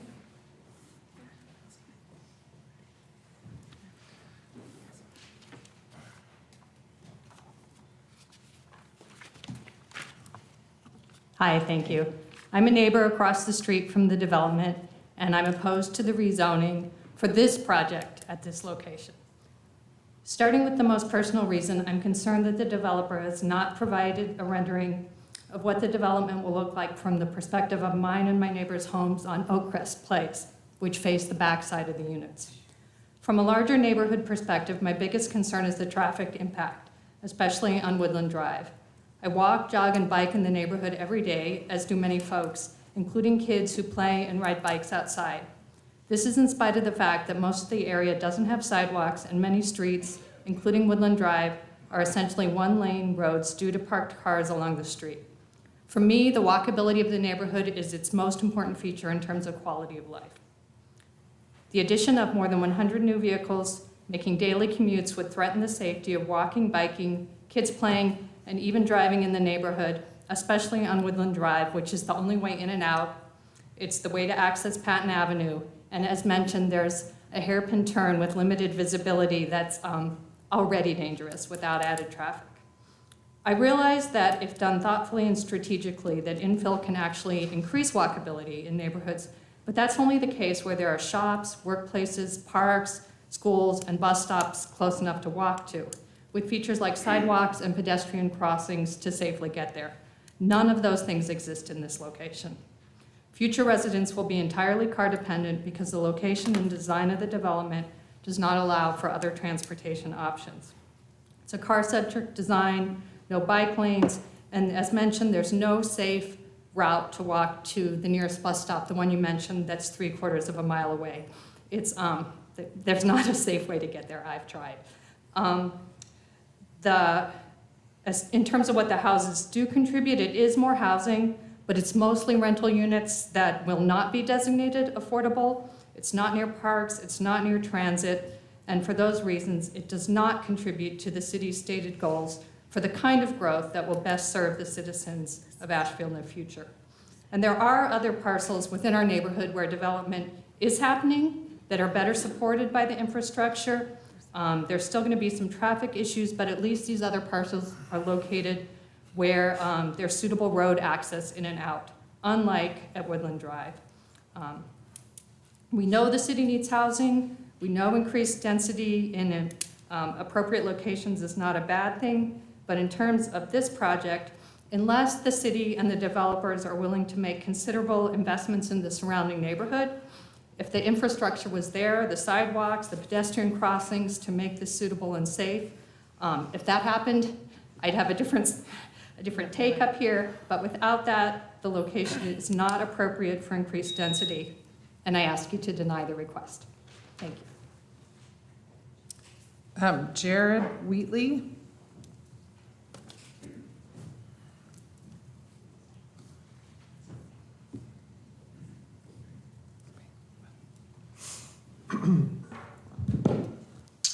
Good evening, I'm Jared Wheatley, builder here in Asheville, and I'm speaking in support of the project and the conditional zoning. What I'd like to speak to is just the difficulty of construction and actually developing this property. So you approved this, and that's excellent as far as I'm concerned for housing, because I have two beautiful young kids who grow up and face the same issues with visibility, people parking on the street, fast-moving traffic, and lack of visibility right in Montford. You might have heard of that neighborhood. It's desirable and doesn't lack value, but has all those same issues. So one of the other challenges these gentlemen are going to face trying to build this is the cost of construction. It's very difficult right now to understand what inflation's going to do. Many smart people are trying to figure it out and are having a hard time to understand that. Additionally, labor is constrained, skilled labor. We have a skilled labor shortage in Asheville and in many other places in the country. These are all challenges that these folks are facing to bring housing supply to Asheville. And they're doing that under the condition that we're also critiquing them about sidewalks on the roads that they don't control. And that is a difficult situation for them to be in. And so, like was brought up previously, with a housing crisis upon us and affordability a major issue, I think what we're seeing from developers in general right now is hopes that their creativity when approaching constraints such as topography. We live in the mountains, this isn't the plains. So finding sites that are buildable is very difficult. Finding sites that have the right geotechnical reports to allow for them to be utilized in a dense manner is difficult. And even though it may seem simple, like just finding puzzle pieces that fit together when you're reviewing Zillow or whatever, to find this land is very difficult, and these people have spent their life and competency building to a moment where they can try to bring housing supply to the market. You know, it's hard sometimes as a person who struggles with housing myself. I'd love to say that I've got it really easy, and I don't yet. That diverse housing, whether that be townhomes, apartments, that supply is the only thing that puts downward pressure on affordability and the cost of housing here in Asheville. Because without supply, the demand is going to continue to grow. I think recently it was shown that we have more remote workers working in Asheville than the average city in the United States. So thank you for your time. Thank you. I appreciate it. And finally, we have Wehil Wim. And I hope I said that right. Thank you very much for the instruction on how to pronounce your name.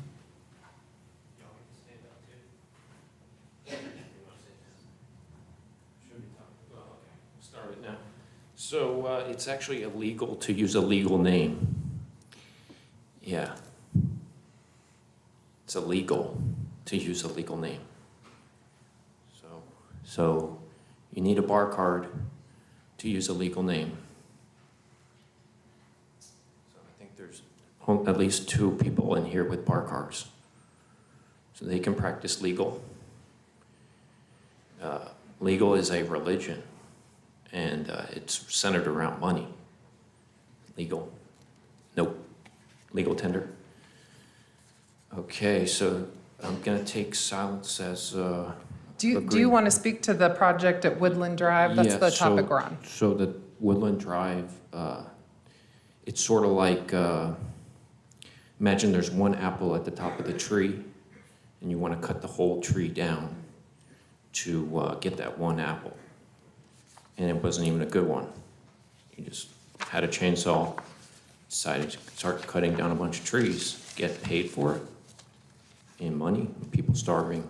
People starving in the world, and paying to cut down trees, kind of self-defeating. So, yeah, so it's illegal to use a legal name. You need a bar card. So everyone got tricked into a legal name fraud. That means that, any further,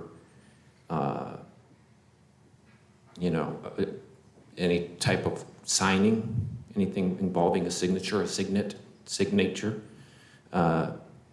that's fraud. Now knowingly, with intent after the fact. So Okay, the way thank that you. works is... Unless you have anything else to add about this project. There's no, I saw 3 dead squirrels on the road, and Thank you, sir. driver's All right. licenses are illegal. We don't have anybody in here to signal to. Thank you.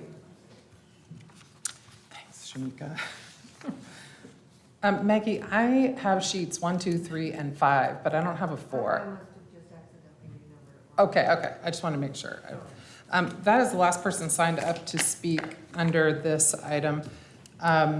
So at this point, if there are other questions for Will, our planner, who I killed, there he is, over there, or the applicant, otherwise I'll need a motion on this. I will just share somebody's having phone issues.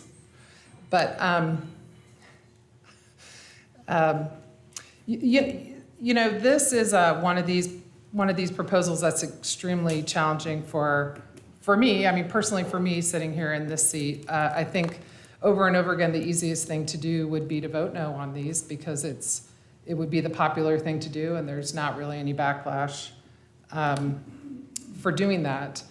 But this council has been really struggling with how to address affordable housing in our community. We've been doing that for several years now. And I think we're now all experts. I mean, we've been to every seminar, we've heard every speaker, we've read every report.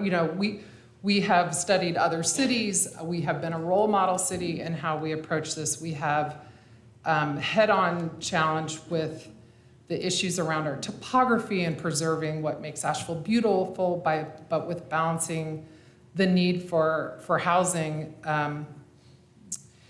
I know one of the speakers that spoke tonight bought a home from Mountain Housing Opportunities.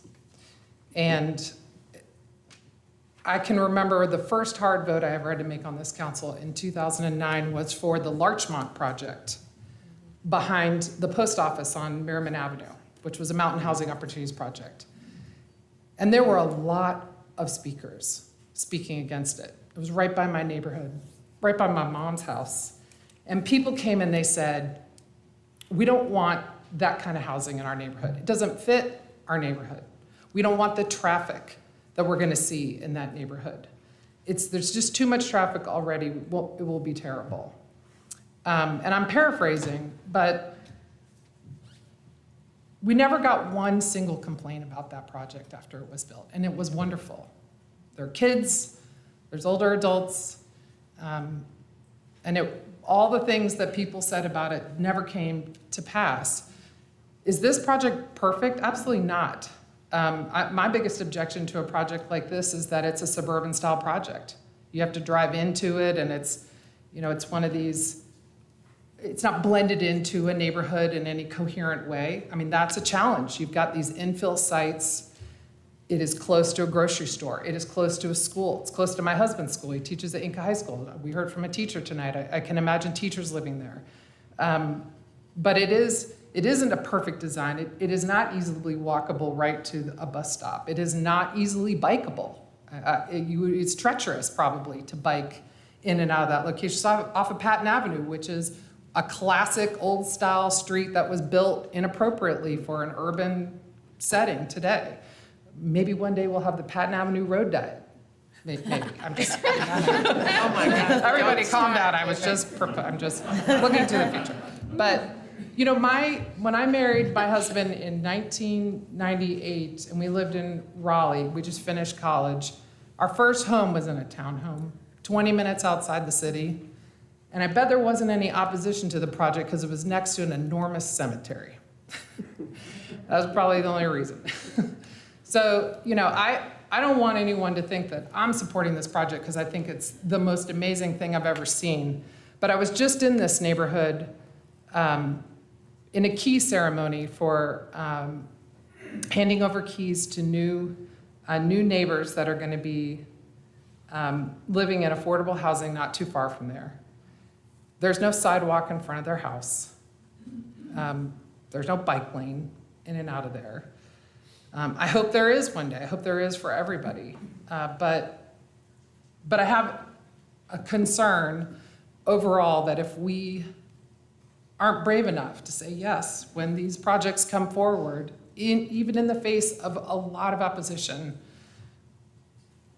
we will stymie our city. And we will stymie the opportunity for the future of our city.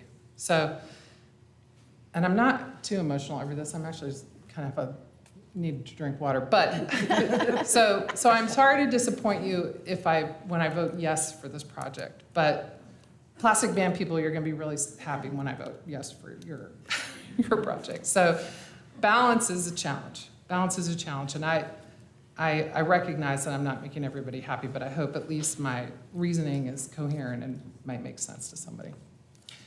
I don't know if anybody else has a question, comment, or a motion themselves. I have a motion if you're ready for it. Oh, no, go right ahead. Okay. I'd like to make a motion to approve the conditional zoning request for the properties located at 154 and 99999 Woodland Drive, from residential multifamily medium density, RM8, to residential expansion, conditional zone. And I find that the request is reasonable, is in the public interest, is consistent with the city's comprehensive plan, and meets the development needs of the community in that request. Prioritizes great density of development overall throughout the city as appropriate, and 2, increases the housing supply in existing residential neighborhood at a greater density and diversity in the building type. And number 3, it provides contextual appropriate infill development with a variety of the housing types. I'll second. This is Sage.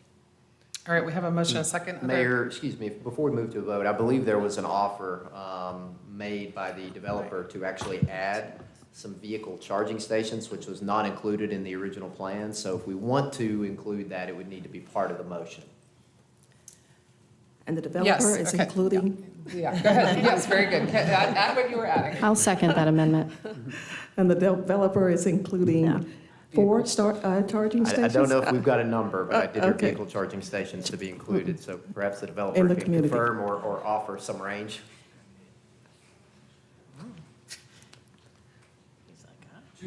Okay. Correction, 2 charging stations to the community. And just to clarify, the 10%'s already. Yeah, it's already in It's there. already in The, there, okay. the affordability numbers have been updated. Okay, thank you. You second the inclusion of the charging stations in the Yes, my second holds. I do want to say a couple things before we just do a group vote. And I really want to appreciate what you said, Mayor, because you were able to say much more eloquently a lot of the things I was thinking and feeling. And I'm a little taken back by the opposition to this project. I think it's just because I see so clearly the dire need for housing and for all the different types of housing. I don't see a lot of townhomes or even condos in this community. They are entry point home ownership opportunities. It does sound like this will have some rental components. It will not forever, perhaps. But when we have this much of a crisis going on, I really struggle to hear folks say, you know, I walk my dog over there. Because I think hundreds of people need to live here as well. We have a crisis. And maybe it's just because I've been helping friends move all month and I feel it, and they're struggling to get rent and they're upset and they can't find anything affordable. I understand that supply is absolutely necessary in this situation. It's not a perfect project. It's also not a horrible project. And they could have come to us and said, we want to build a 5-story conditional zone apartment of 300 units. And I think the neighborhood would be a lot more upset. And that's why we call this the missing middle, because it is a step towards greater density, but not in that enormous way. So I am supportive of this project, and I'm concerned when I see us fight projects left and right when we need housing so badly. Okay, and I'm going to, ready? All those in favor, please say aye. Aye. Any opposed? No. Okay, you got it, Maggie. Okay, thank you. If we could take a quick break and let a transition occur here for those who want to remain. I assume you're wearing green if you want to remain. So, yeah.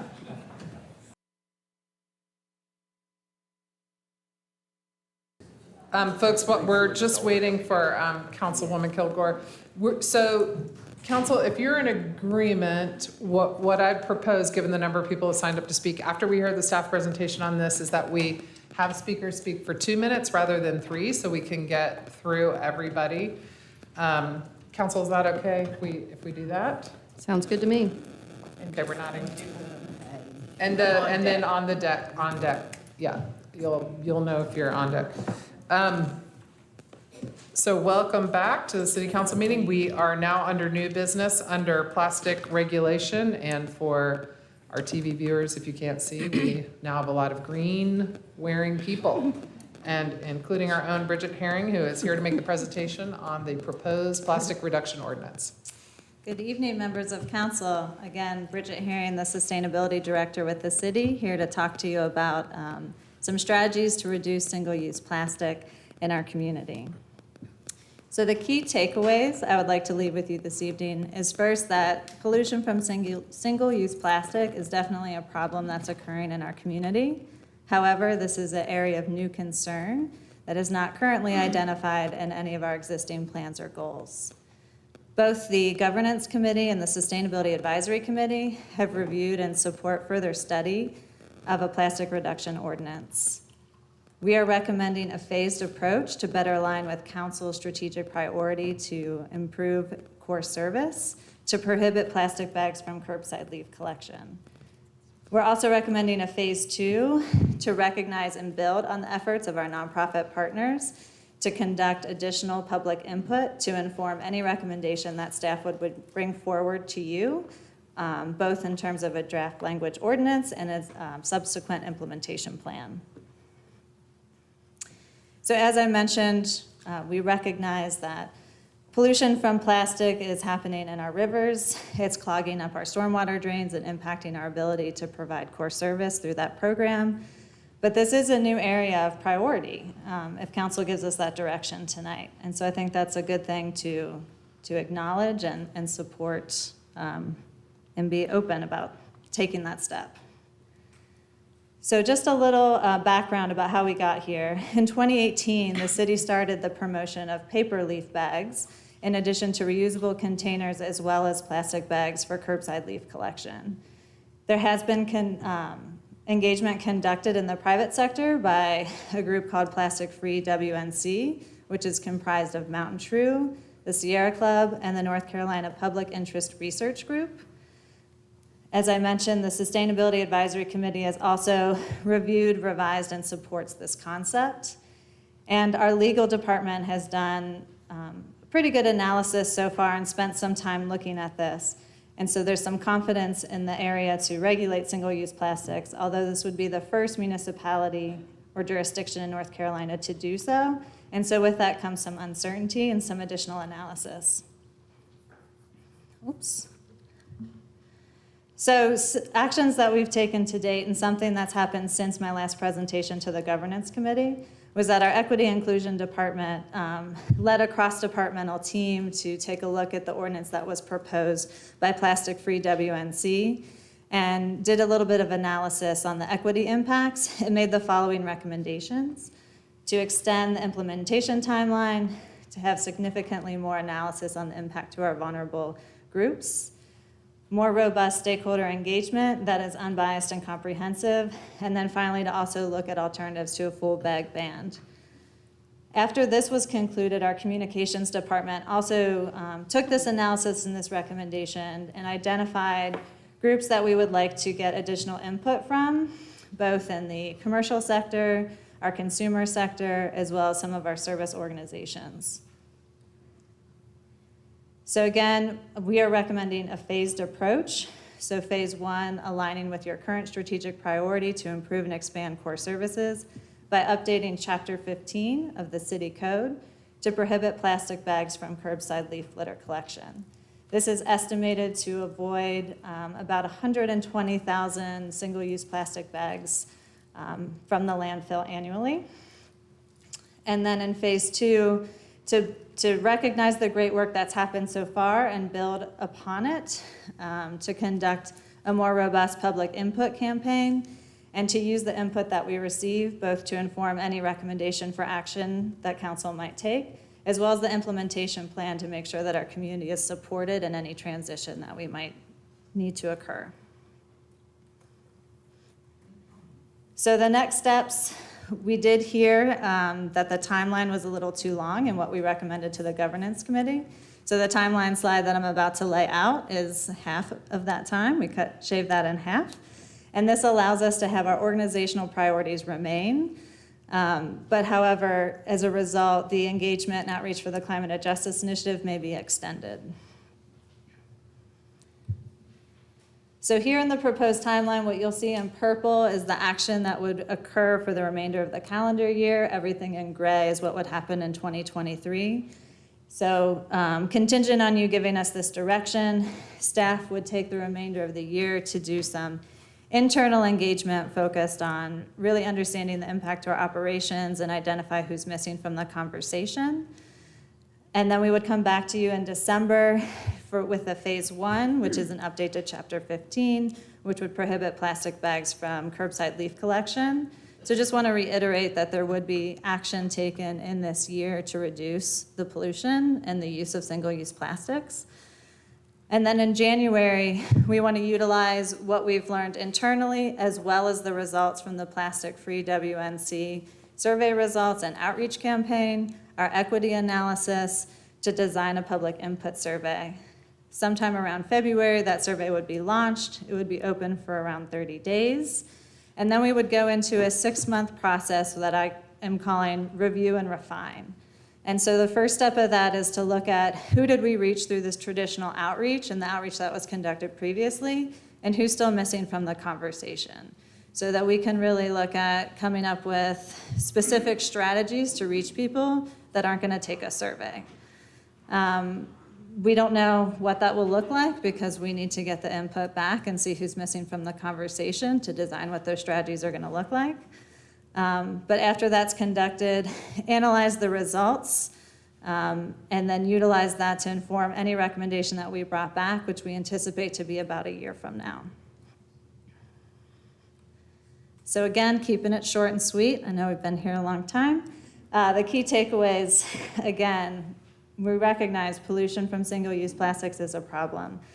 However, this is a new priority that would be established, and I think that's something that needs to be recognized as well. Both the Governance Committee and the Sustainability Advisory Committee support this concept and further study. So we're recommending a phased approach, again, with that first phase being to prohibit plastic bags from curbside leaf collection. And then the second phase, to lift up and build on the existing efforts that have happened in the private sector and solicit additional stakeholder feedback to inform any recommendation that would be brought forth for council for consideration, as well as an implementation plan to provide the community with support during any transition. And that's what I have for you.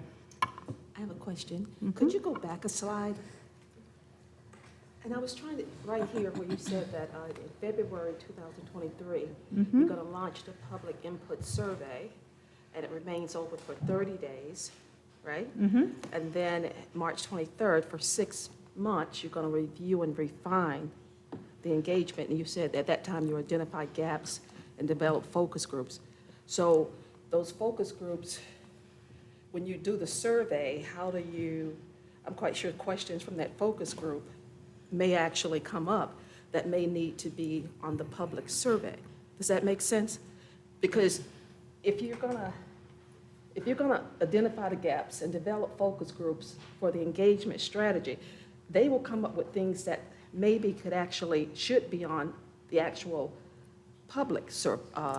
So I think that's definitely possible. I mean, so the thought is that we would utilize the current survey from plastic free. So the question is what if we find additional information in the focus groups that we didn't get through the survey? Yeah, because if that's what you're doing there, that's what I'm concerned about. Because to me, the focus group basically is supposed to bring a lot of insight that may have been looked during the process. So I'm just wondering, some kind of way that survey, and you do the survey before, you see what actually are some issues that focus groups or concerns they may have. So I think that's definitely possible. The intention behind what we laid out is to utilize the survey that Plastic Free WNC did, our equity analysis, our public input platform to develop what that is. And then the focus groups is more to bring in the voices that aren't heard.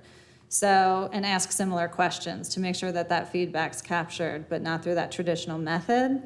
If there was something that came up during that process that we felt was important to re-engage on, I think then we would try to go back out to the other groups to get that additional information. Okay, well, that was my concern, yeah.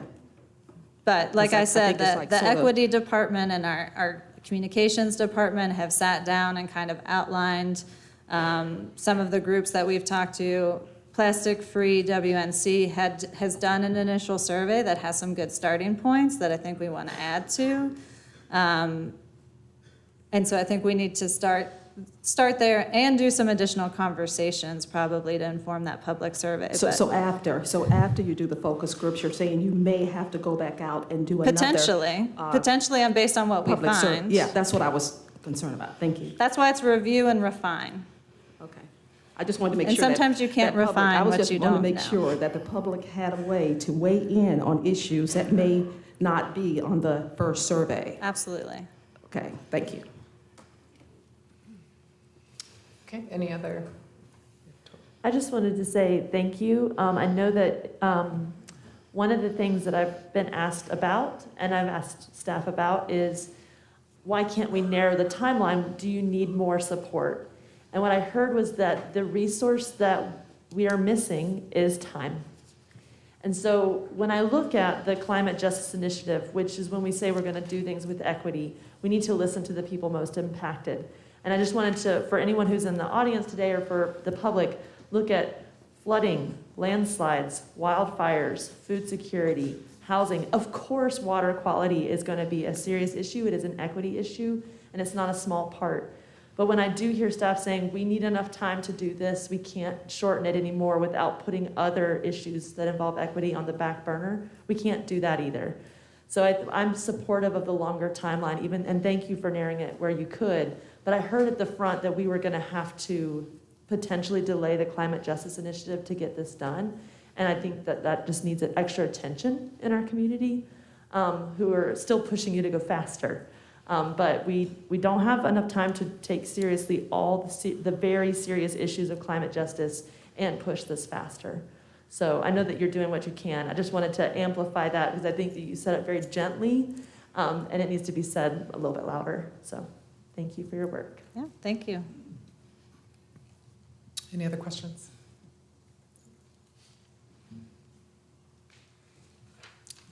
Okay, so normally what we would need is a motion and a second before we start taking public comment, but I'm glad to do it reverse. It doesn't really matter. Unless someone wants to. We have a couple motions really too. We do. I'm happy to make a motion. Okay, all right. Let's do it then. Can we make both and have seconds, then go to comment, or do we? And then vote separate. Yes.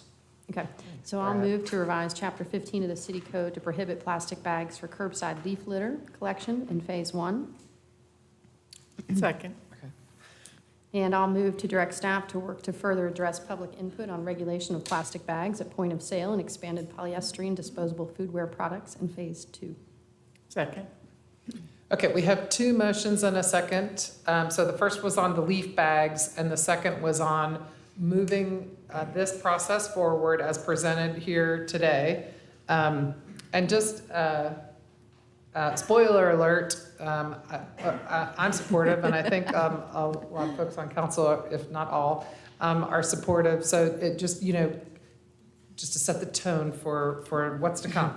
So with that in mind, we maybe it's more of a celebratory and collaborative, but I would be personally interested, I don't know what everyone has planned to say, but I know there are a lot of different ways to do this, to implement it, and I've visited lots of different communities that have done it in different ways, so I'd be kind of curious what people think about their preference in terms of effectiveness around the different models.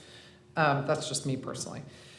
So the first person signed up to speak, and again, we're going to 2 minutes. Maggie's ready. She's gonna be doing the clock, and watch your lights, and you saw what happens when you go over. It's all like completely awkward, so don't do that. And you're doing your jazz hands. So so the first person to speak is Anna Alsabrook, and on deck is Jane Laping, Laping, thank you.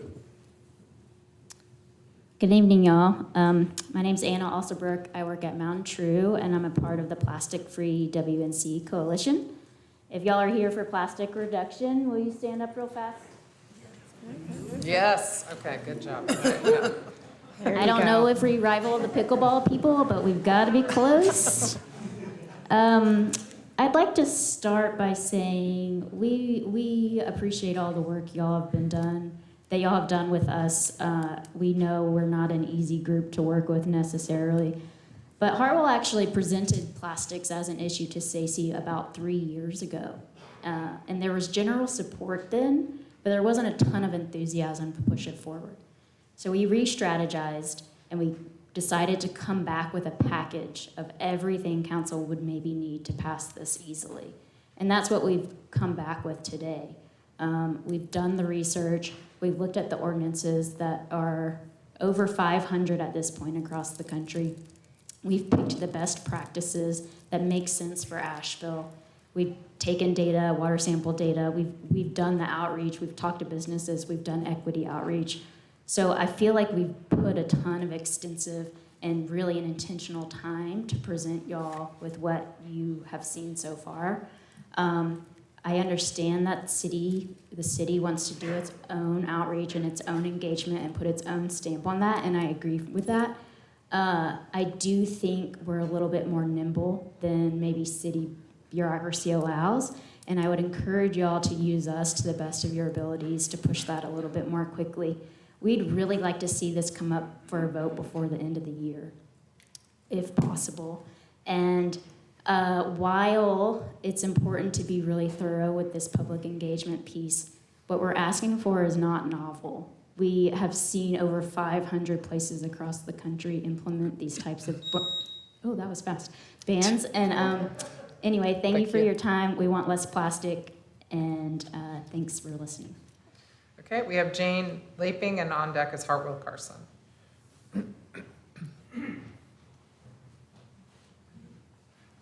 My name is Jane Laping, and I'm a volunteer with Plastic Free WNC. The plastic bag ban you are considering today is about more than a plastic bag or a styrofoam cup. It is a global problem that is the biggest crisis this world has ever faced. 2 years ago, Asheville declared a climate emergency. Climate catastrophes have not changed, only gotten worse. Last month, I told you about how Plastic Free WNC conducted outreach to Asheville organizations that serve our unhoused and low-wealth communities. Today, I will talk about how plastic production affects the low-income, low-wealth communities that live and work near plastic plants. When I say plastic plants, I'm not talking about artificial flowers. I mean plastic production plants. 30 miles northwest of Pittsburgh along the Ohio River is a community of about 500 people. A new, not yet opened, Shell Pennsylvania Petrochemicals complex covers 880 acres right next to them. It will refine natural gas from 1,000 fracking wells to make plastic. On a community level, a bigger concern to the 500 people who live and work in Potter Township is the air they breathe every day. It will be polluted by volatile organic compounds, particulate matter, and other hazardous air pollutants, all of which can have health effects. In Asheville, we are not directly affected by pollution from plastic plants, fortunately. However, by using and allowing single-use disposable plastics, such as plastic bags and styrofoam cups, to be used, we are complicit in their manufacture. A plastic bag and styrofoam ban is not the complete answer, but a start. Thank you. Hartwell Carson, and then Linda Tatsapa. In light of the spoiler alert from the mayor, I'm going to be very brief. I want to thank you guys. I feel like I've gotten to know all of you better over the last several months talking to you about plastics, and particularly the staff. I really want to thank Bridget too and Jess for being willing to work with us. You're going to hear a lot about why this is important. I think you've heard that from me already, so I'm going to kind of leave that on the table for now and leave it for others to say. I guess my only point would be, I totally understand the need to do additional outreach, and we support that. I kind of want to echo Anna's sentiments. I think we can do it pretty fast and pretty efficient and get the answers we need. I think Bridget has made a good point, which is we don't know what we don't know. So if we need a year, let's take a year. But if we can do it quicker than a year, and we can do it using some of the resources that are already in our community. One of our original business survey was done by Leadership Asheville. And so that was a professionally done independent survey done by experts for free. And so that's a good example of some of the resources that I hope we can leverage to do this faster, because each year we wait, we're producing another 60 million plastic bags just in the city of Asheville that's going into our waste stream. So I do really appreciate y'all's support, and I look forward to hopefully coming back sooner than a year to cheer the passage of this on. Thank you. Thank you. Linda Tatsapa, and then it's going to be Lori Aker. Good evening, and thank you for hearing me. I'm Linda Tatsapa. I'm a resident of Buncombe County, but a patron of many Asheville businesses. And I was part of the Leadership Asheville group that joined the Plastic Free WNC task force. I'm sure you're all familiar with Leadership Asheville. One of the big points is we do a project, and our small group wanted to focus on climate change, and we joined this group, and our primary task became running that survey. I want to say to you, I agree and understand you want to make sure you have plenty of information. I feel like this survey, along with a lot of the other information that the rest of the task force gain is a lot already, and want to make sure that you all understand this survey was put together with the help of one of our group members was a Buncombe County Health Department employee who does surveys. She explained to me that we were incorporating the standard instrument development approaches that she always did. We had 2 attorneys and 1 sustainability director of a company. We were able to reach 64 businesses. We went through the Asheville Chamber of Commerce, so everybody in the Asheville Chamber of Commerce was able to reach back to us if they wished to. We had a list of Black-owned businesses, and we reached out to them. We developed a Spanish language version. I'm not sure how many folks responded to that, but we wanted to make sure we were reaching out to a wide variety of businesses, and overwhelmingly they were in favor of the plastics ban, and as well as styrofoam ban and plastic food container ban. So I feel like it's a solid survey. Just wanted to let you know that was our group doing that for our piece for the plastic-free W&C, and ask you to consider to push up that timeline. Thank you. Thank you. Lori Aker, and then it'll be Lisa Raleigh.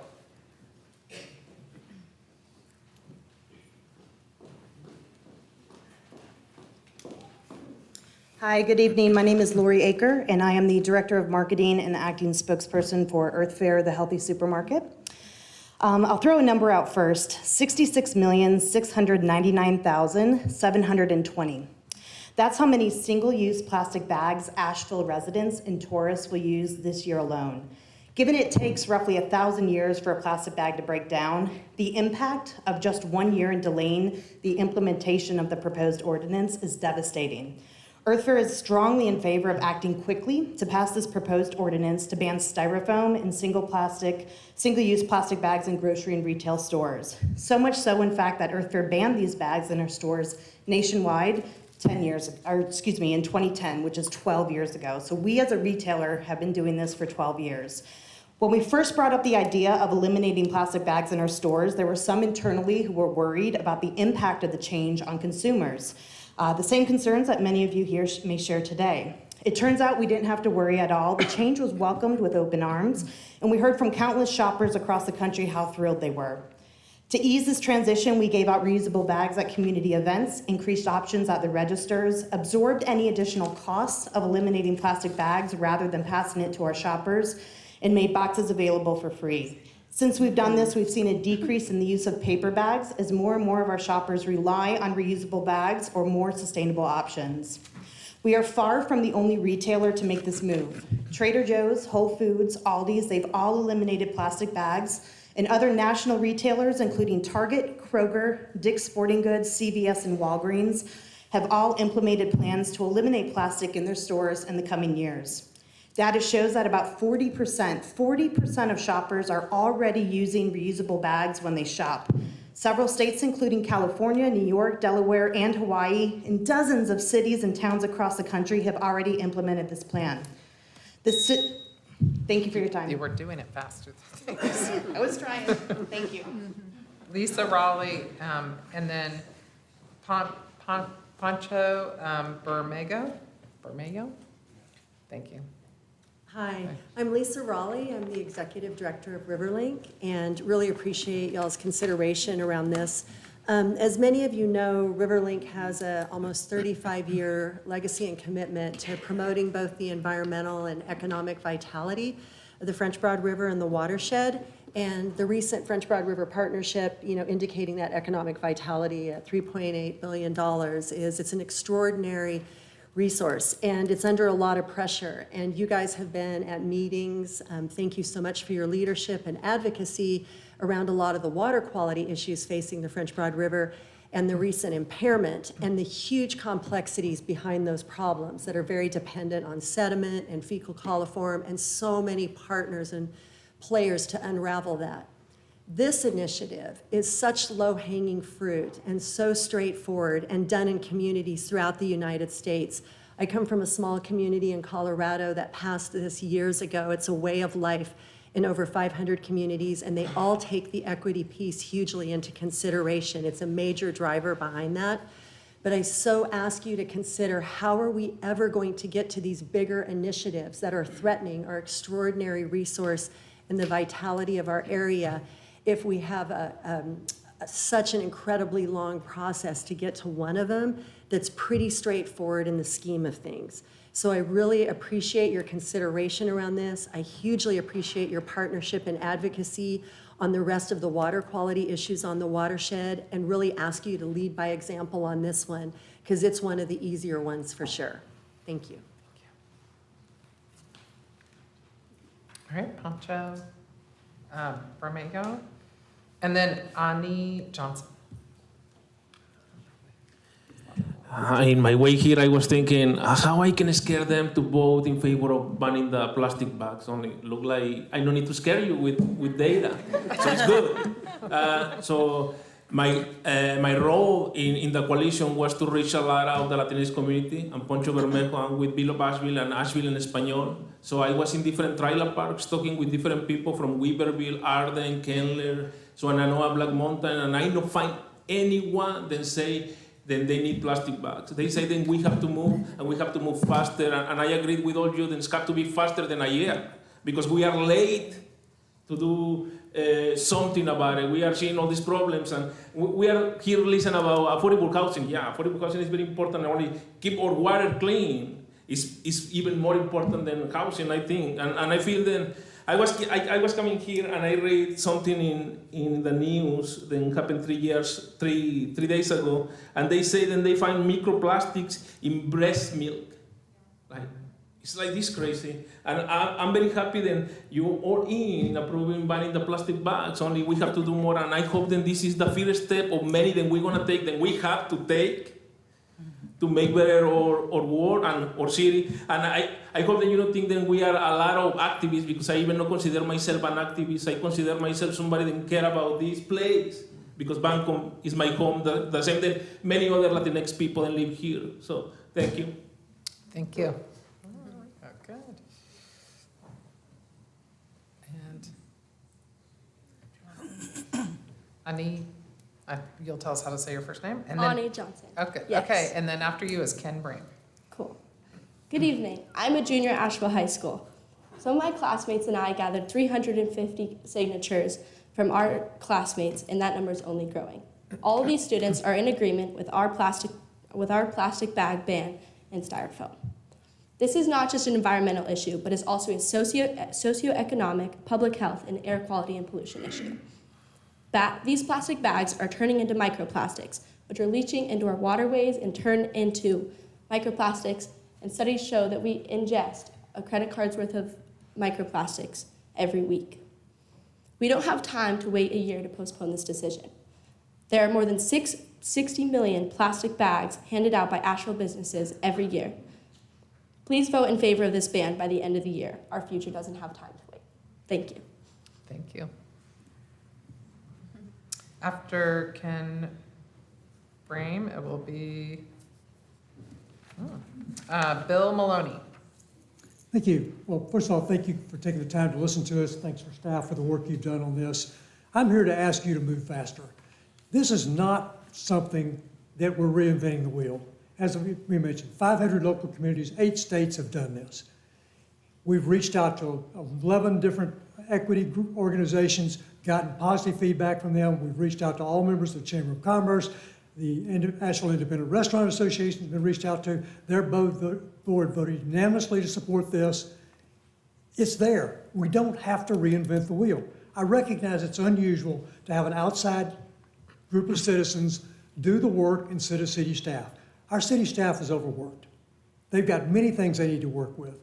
This is not something we need to be postponing. We need to get on with it and do it, and stop putting more plastic bags in the landfill, in the river, in our gutters, on our streets. It's an easy thing to do. It's been done. We don't need, my guess is we've done more outreach than you do for any other ordinance for this thing. It's been done. We don't have to redo it all.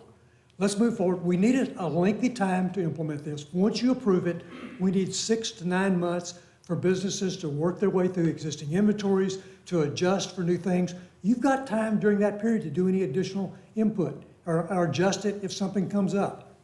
We need to move forward and do this before the end of the year. Time, we just, too many other things, as Lisa pointed out, we need to be working on and using our valuable staff time for, instead of reinventing the wheel. When it's been done, it's nothing new. It's there, it's worked. Everybody, so many communities have already done the outreach.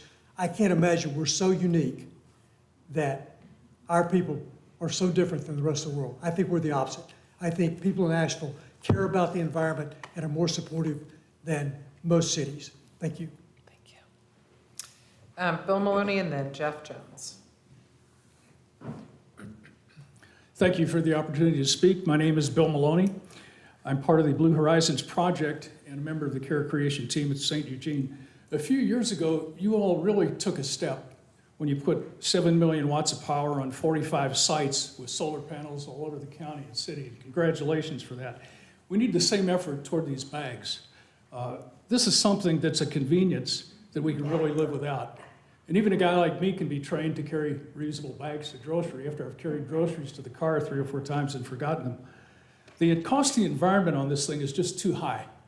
And you've heard all the numbers, but like 100 million bags a year, 12 million barrels of oil to manufacture them, 87% get thrown on roadways and in the ocean. NOAA has studied this thing and found the Great Pacific Garbage Patch. That's 7.7 million square miles of trash floating around of plastics and microplastics out in the ocean. Enough of the science. The bottom line is this is really a health issue, a climate issue, and an environmental issue. Microplastics end up in and can kill sea and land animals, and the microplastics ultimately end up in me and you. So plastic bags today is where climate change was years ago. It's unseen, it's unheard of, and it's like, what's the big deal? But last week, the big deal was when climate change stuck its head up with Hurricane Ian. And I don't want to wait around for what's going to happen in the future with some bad stuff with plastics. So as Ken has said, and as Hartwell said, and others, and the other person that presented, we're ready to go. It's been studied in other cities. Places in town, businesses are ready for you to step behind and just say, do it. I'd encourage you to move as fast as you could. Thank you very much. Thank you. Okay, after Jeff Jones, it's going to be Terry Scholl. Okay. Good evening. This evening, I come to read a letter from Randy Talley and Roger Darrow. They are the co-owners of Green Sage Cafe. They cannot be here. They just tested positive for COVID, so I'm reading a letter from them. Dear City Council members, as co-owners of Green Sage Cafe, we are writing to urge you to pass the plastic ban and styrofoam container ban tonight. We understand that city staff would like more time to research this issue, but with 5 million plastic bags being given out each month in Asheville, it's time to act and urge City Council to proceed with this ban now. We think that the community is generally excited for Asheville to take the lead in North Carolina in this important first step to eliminate as much single-use plastic as possible. Green Sage Cafe opened in 2008 with a strong commitment to sustainability.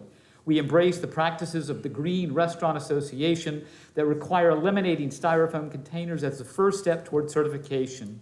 We helped lead 20 AIR restaurants to certification and establish Asheville as America's first green dining destination.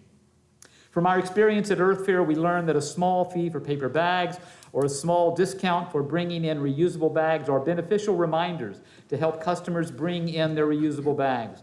We believe that most people are aware of the problems that plastic pollution poses to the environment, and we want to see their community leadership take action now to help steer consumers in the right direction.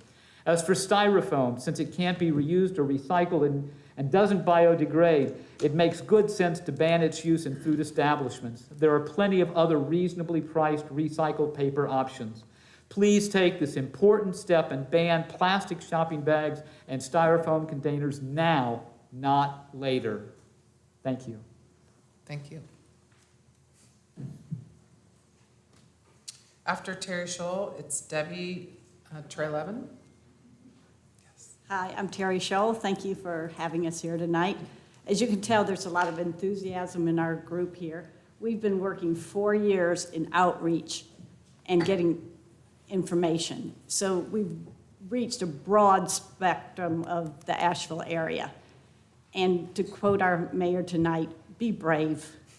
Don't let this thing drag on for another year. Please help save our community. Thank you. Thank you. After Debbie Trelevin, it'll be Leslie Sands. Okay, then it'll be Mike McCarty. Hi, I am Debbie Trelevin, and you pronounced it right. Amazing. I just want to let you know, last night I saw on the news that the Retail Association, there was someone that was opposed to this ban. And it kind of surprised me because so many other cities have already done it. And then I also saw NBC News did a thing that the Kroger stores in Richmond, Virginia are starting a ban. One store first, and then they're going to expand it to others.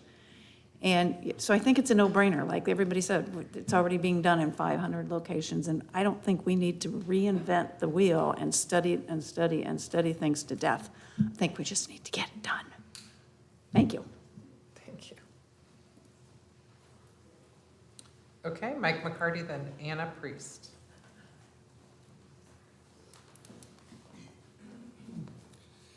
Hello, Council. My name is Mike McCarty. I serve as Vice Chair of Asheville Independent Restaurant Association. I'm also co-owner of the Lobster Trap restaurant in town. AIR has approximately 150 members, and together we stand in support of the ban on single-use plastic bags at the point of sale in all businesses under your jurisdiction, and we hope that this is done without delay. Plastics and their effect on the environment are at the forefront of conversation, and we believe that this implementation represents progression and forward thought. So with that, I say thank you and good evening. Thank you. After Anna Priest, it'll be Susan Andrew. Oh, okay, so Susan Andrew. And then it will be Judy Maddox. Thank you so much for taking our comments this evening and for your service. I just have to say before I start my own comments how pleased I am to be addressing an all-female body here tonight. It's the first time in my 27 years living here. Thank you for your service. Most folks have said what I wanted to say tonight, so in view of your pioneering female spirits, I ask you to be brave, be bold, creative. Don't be afraid to step up this timeline a little bit, like you've heard others say. We're not reinventing the wheel here. There's low-hanging fruit if we want to improve our local environment as fast as we can. We can't take a year or two for every new initiative. We need to get these things moving, and this one will be easy. There's going to be a lot of public support for it. I think you'll see in the next round of voting the implicit approval of your prompt handling of this matter, getting it settled and moving on to the next one. You know, there are so many of these environmental challenges in front of us. Thank you. Thank you. After Judy Maddox, it'll be Josh Zabika. Hello, everyone. It's good to see you. I'm Judy Maddox. I'm chair of our Western North Carolina Sierra Club. We are part of the coalition who has done this outreach, who has helped to create the ordinance, who has reached to the community and to businesses. And I want to share with you that we have 3,000 signatures saying, please support this ban, single-use plastic bags, styrofoam, and please do it by the end of the year. Please speed up this timeline. Thank you very much. Thank you. After Josh Zabika, it'll be Dr. Melissa Booth. Hello, my name is Josh Zabika. I'm a volunteer for Sierra Club and a scientist at Mission Hospital. Asheville is a beautiful place. Previously, I've lived in places where there have been plastic and styrofoam bag bans, and there's been very minimal impact to big business and small business, and the community's been much, much better for it. Our streets have been cleaner, and there's just been a small lifestyle change. With that being said, we don't have time to waste. So if we can push this forward as quickly as possible, it would be much appreciated. I would still like to be able to enjoy this place when I'm older. Thank you. Thank you. After Dr. Melissa Booth, it will be, well, I have Jeff Jones, but didn't we already, there's some duplicates on here. Joshua Martin. Hi, everyone. It's nice to see you. It's my first time to City Council, although I've lived in Asheville for 10 years. I came to Asheville on purpose. My husband and I chose it. He has a financial firm that focuses on environmental and sustainably responsible investing, and I'm a scientist. And I teach at Lenore Ryan University, and I teach science for sustainability. I'm a microbiologist and molecular geneticist by training, and I've been into all the oceans of the world. Seriously, doing my research, and there's plastic in all of them, in all my samples, in all my microbes, in all my higher organisms, and in our bodies. I came here to share that science with you. I know you already know it, and I know you're already on board with it, and it seems like the issue tonight is, do we do it now, or do we do it in a year? Last night I was watching a Disney film called Tomorrowland, and it's to help kids understand that all the bleak things that they see on TV isn't the end all. That one person can make a difference, and maybe we can make a really positive future. The first time I traveled out of Oklahoma as a little kid, I went to Washington, D.C., and I saw recycling containers. Recycling. They can put cans and they get reused. They can put jars and they get reused. They don't go in the burn barrel that we use behind our house and get burnt up to go into the sky. I realize a plastic bag ban will affect all the tourists that come to Asheville. They'll be like, oh, they don't use plastic bags here. They use something else. Every child, every adult that comes to Asheville will see that. Do it now. Thank you. So after Joshua Martin is Susanna Knox. Hey everyone. Joshua Martin. I'm a 20-year resident of Asheville. Founder and current board member of the East-West Asheville Neighborhood Association, though I'm not speaking in that capacity tonight, just as an individual. I'm here in support of the plastic bag ban, along with the paper bag fee and the styrofoam ban, and also an accelerated timeline.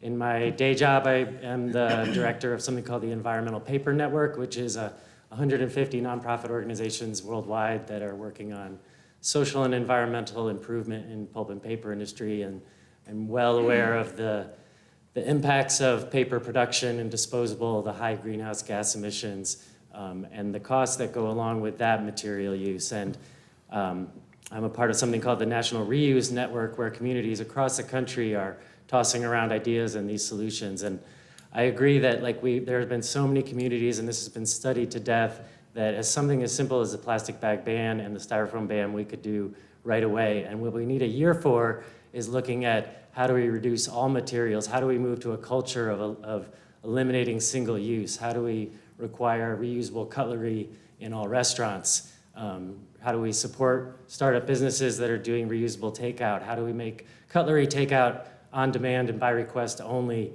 And how do we make sure that we're not just eliminating the plastic bags and switching everybody over to using paper bags and creating one problem from eliminating another. So I support moving quickly on this one with all the evidence that we have that it's successful, and using the year to study a more comprehensive waste reduction plan that looks at all single-use disposables in the community. Thank you. Thank you. After Susanna Knox, it'll be Annalise Johnson. Good evening, Susanna Knox with the Southern Environmental Law Center. Thank you so much for your support and continued engagement on this issue. It really means a lot to our coalition and the citizens of Asheville. North Carolina's Solid Waste Management Act mandates that municipalities like Asheville take action to reduce solid waste at the source. Single-use plastic bags pose a unique threat to our environment, to public health, and to the city and county's solid waste management operations. Ordinances like the ones proposed here have been thoroughly vetted all over the country. They work to reduce plastics in our environment. Please take the lead in North Carolina. Other cities will follow soon. Thank you. Thank you. All right, Annalise Johnson and then Zola Farabee. Hello, my name is Zola Farabee. She already won, but I'm a senior at Asheville High School. Ani and I collected over 300 signatures on a petition recently in support of this plastic bag ban. It has a wide range of community outreach just within us collecting samples between Buncombe County schools and Asheville City schools, faculty and students. As Ani said, 60 million more plastic bags are in the environment every single year just within Asheville. And for each month that this plastic ban ordinance is delayed, it's another 5 million more plastic bags within the environment. We don't have the time to wait on this, and I understand that it is a big, important step in order to implement this properly, but as the youth, we don't have time. This is our reality, and as the climate crisis worsens, that just becomes more and more apparent. So 100% of the samples from the French Broad River have have microplastics in them, and as someone else said, we get roughly a credit card worth of plastic in our bodies each week, which is roughly 52 credit cards worth of plastic in our body a year. Thank you for your consideration. Please pass this ban by the end of the year if possible. Thank you. Zola Farabee and then Sarah. Oh, I'm sorry. I called Annalise. Did Annalise Johnson?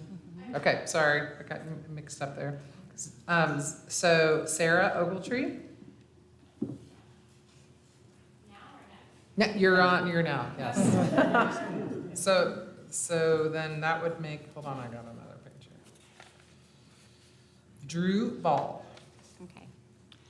Good evening, and thank you for hearing us this evening. It's wonderful to be with you. My name is Sarah Ogletree, and I am the director of the Creation Care Alliance of Western North Carolina. We are the faith-based program of Mountain True, committed to ecological justice and all ways of caring for God's world. Single-use plastic matters significantly to our congregational network here in Asheville and beyond. As you know, plastics are a climate issue because they are created from fossil fuels.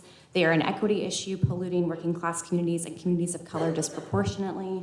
And plastics are a health issue impacting human health and the health of wildlife through microplastic pollution, like we just heard. So I want to say that I am so grateful for your emphasis on equity and justice. That matters so, so much. And I also want to echo Hartwell and Anna in saying that I would love to help this happen more quickly as a faith community leader. My faith tradition teaches to love your neighbor as yourself, and we can't do that work of loving our neighbor without loving the air that we breathe and the water we drink. So I hope that we can help you do this important climate justice work more quickly. And again, I am deeply, deeply grateful for your time and for your concern and for your support. So thank you for doing all that you do. Thank you. And then finally, Drew Ball.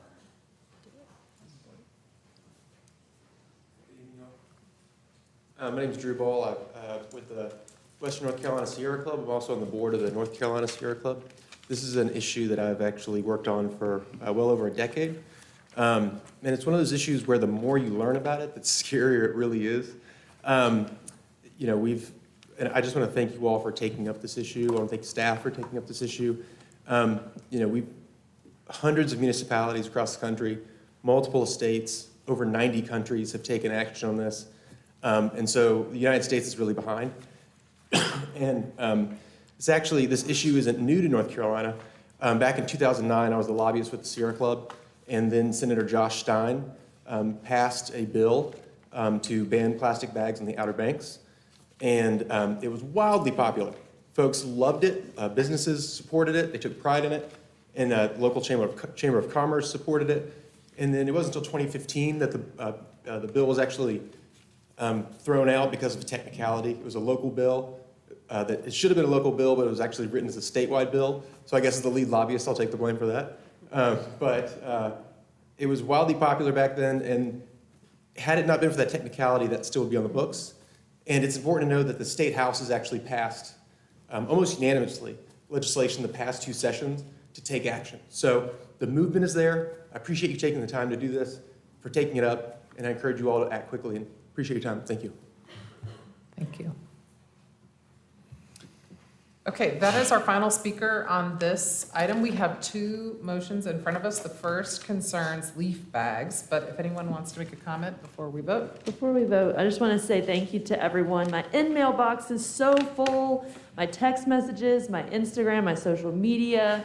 Y'all brought it. I'm so thankful that we can gather together like this about not just low-hanging fruit, but something that impacts our air and water. I had the opportunity to do water testing with Hartwell, and one of the things that really hit me was that you had to open and close the container underwater because there's so much microplastics in our air to get an accurate sample. So because I've seen and heard so much about the importance of this, I hope that when we get to those farther out of reach fruits, that we can keep staying engaged. I know this took a lot of time to get to this place, and we have a long way to go. I just wanted to say a quick thank you to the committee members of SACE. I'm the SACE liaison, and I didn't know until tonight that it had come before SACE a few years ago, but I'm sure glad it came back. And I know Anna Priest, who is our SACE chair, had to leave early before she could speak. I'm guessing since she's a new mom this year, she had to make it home for bedtime. But I just wanted to acknowledge Anna as the chair and the fact that she didn't get to make her comment, but I know that she's strongly supportive of this.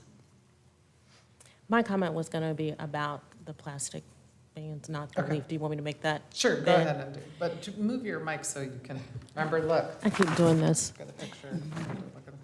So, and maybe it's because of what I do for a living, so I bill in 6-minute increments. So to me, a year seems like forever. When I see estimates, that says to me we think we may be able to do it in a little less time than that. The one thing on here that I see as being the most important is that survey, but for 30 days. I'm wondering if we could utilize like maybe UNCA, as the mayor has suggested in another conversation, to even try and curtail that year a little bit more.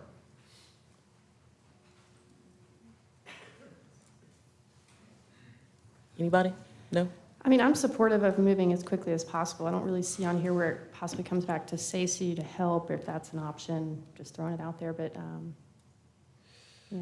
Like, how do we arrive at that year, I guess is a better, more pointed question. How do we arrive at a year? And yeah. I wonder if after, if it's passed, you know, it might depend on the makeup of the new council, but sure. Could there be something where there's a longer implementation portion and a less time up front with the year? So I would say unknown. The reason that we used 30 days for the survey was based on past experiences with surveys, and that being like the amount of time when you're still getting some traction potentially. And again, that review and refinement space is tough because it really depends on who's missing from the conversation and how we have to get those voices to the table. That's what takes a lot of capacity, because that's a lot of one-on-one conversations. So, and the leaf, like the update ordinance and the design public input couldn't happen in the same month? Are we just saying we're too short-staffed? It gets hard around the holidays, I know that. Is that what that is? I think it's... Is there a way to collapse the leaf bag initiative with this initiative and just, can we just, you know, combine them so to, you know, not, we're just micromanaging up here. I know we're not supposed to do that. During the check-ins this week, and what I heard during the check-ins is like when we're saying move the ladder from the highest fruit to the low-hanging fruit, it means moving the ladder away, right, from all the things that we committed to do in the Climate Justice Initiative.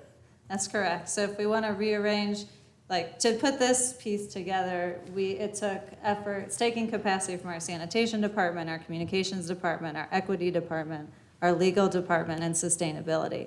So we're trying to juggle the work that we have on our plates to make it happen. And I think we don't want to overpromise and underdeliver. And so that's where we came to with this. So now I'm concerned we're asking you to do too much. Right. Well, I mean, I think if the council is saying, thank you so much for cutting the timeline in half, we'd love to see, and if it's the case, a majority would love to see it move even faster. Manager, you hear us say that, so our job isn't to, start moving personnel staff around, that's your job. So, if you guys go back to the drawing board and figure out ways to accelerate it. I do think, generally speaking, this community, this is something that'll be easier to do than other things. However, I know that one major merchant in our community has not been engaged around this, and that's Ingalls. And to me, that's kind of the big nut to crack in terms of not so much Ingalls, because Ingalls, we love you, but they can be challenging around whether it's our lighting ordinance or sidewalk requirements or our tree planting requirements or anyway, whatever. But I'm concerned more about the customers. But I just say that because I know kind of what hill there is to climb with this one. But I personally would love to see it accelerated. But again, we're a policy-making body. We can't micromanage how the staff is allocated. We can add additional funding to a budget if it's a personnel issue. But anyway. So if I can just add 2 additional things. I think the support we heard in this room is amazing. And what we also heard overwhelmingly is that 60 million plastic bags are being used every year. So we've got some work to do in terms of talking to people, right? Because people are using plastic bags. And so we need to do that work. And secondly, we put a meeting on the books with Mountain True for later this week to talk about how they can help us get the word out on this engagement, because the more participation we get in the survey, the more we close that gap, the less focus groups and individualized strategies and staff capacity we need to have those one-on-one and small group conversations. And so we're utilizing those strategies, but I do think there's some work to do in our community. Well, 2 things I wondered about was there's a lot of push for us to work on keeping our neighborhoods clean and our downtown clean. And when I visit places that have plastic bans, they're cleaner because there's less plastic and less trash. So I wondered if sanitation can be pulled in to help. But the other thing is that we have a stated. Right. They're in. But we got everybody in. We have a stated climate emergency, and if we have capacity issues in the sustainability department, then I imagine that we need more staff and funding for your office all of the time. So that was what I was hoping I would hear is show the money. And I think we also don't want to bring forward a recommendation that at the 11th hour, then somebody comes out and has a serious concern that we haven't heard, right? I think we've seen that with other ordinance changes as well. And so we don't want to get hung up on something when we're so close to the finish line. So all of that goes into this short presentation that we provided. I can appreciate that. And I appreciate, it's with all due speed kind of thing. I get that. But I'm also, one reason that I can be supportive of this kind of timeline is Buncombe County is not doing this, folks.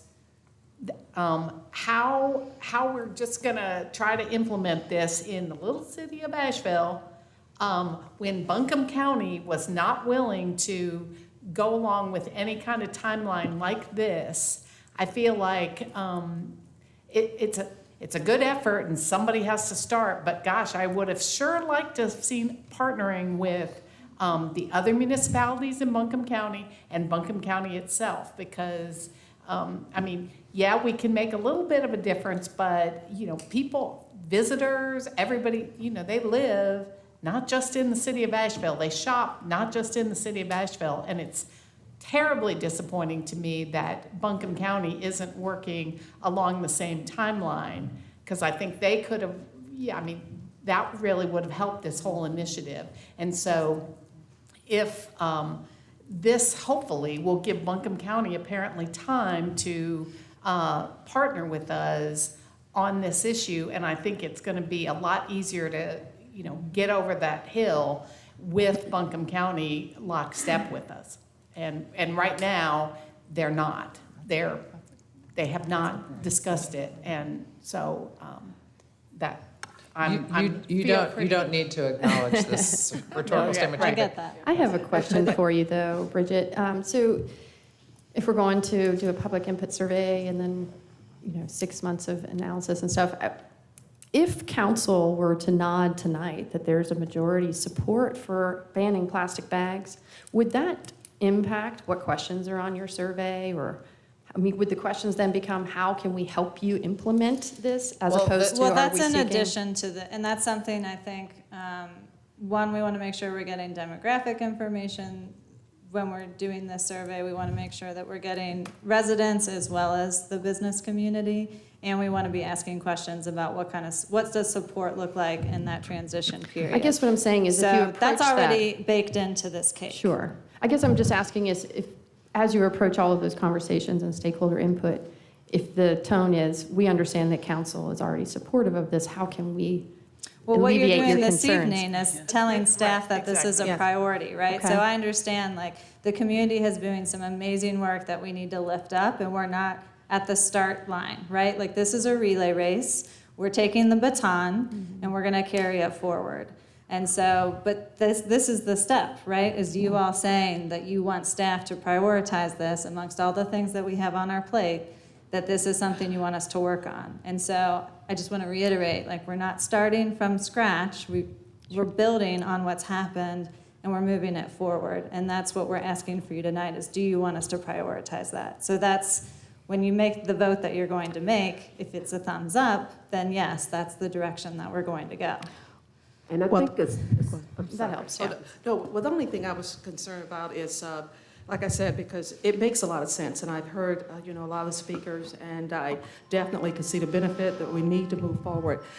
However, I'm just concerned about no one's actually addressed the elephant in the room, like Esther sort of mentioned Eagles, and I'm concerned about, we've been having this discussion for a while, but yeah, it seems like no one's has any kind of input yet from Ingles and some of the grocery stores and the impact on consumers. I had heard one gentleman talk about basically that they were actually had programs that actually would sort of supplement, cost to the small businesses that actually implemented these programs and things like that. So I'm trying to figure out if you're going to present something like that to the public, and they'll have concerns too, that we need maybe to sort of have some answers to these questions to make it more amenable to them. Because see, they're still gonna have the same questions, like Esther was saying, the impact on Ingles and grocery stores and the consumers, the cost involved. So I'm just wondering how come we haven't come up and addressed those issues, so maybe to make it easier to push through. Well, and again, I would say this is where you all direct us to find that out. So far, this has just been a request that came to go to the Sustainability Advisory Committee and hasn't really been in the staff realm, right? We've been assisting with that. We've been meeting with Mountain True and facilitating that conversation and putting some work into it, but it hasn't been identified as a priority. So if you vote for that tonight, that's the kind of information we need to figure out. That's the due diligence we need to do that's in this timeline. Okay, so Mountain True does not have any of that information in its reports that they presented to you all? They did provide some some high-level cost information, but nothing specific. I don't want to speak on behalf, if you want to call up somebody in the audience. I was just wondering, when you were talking about the report and the questions and things like that, if you're missing that portion, it will be something that comes up on the back end. Right, I mean, we want to be able to measure Yeah. the impact to different types of businesses. So, right, it's not just the Ingles,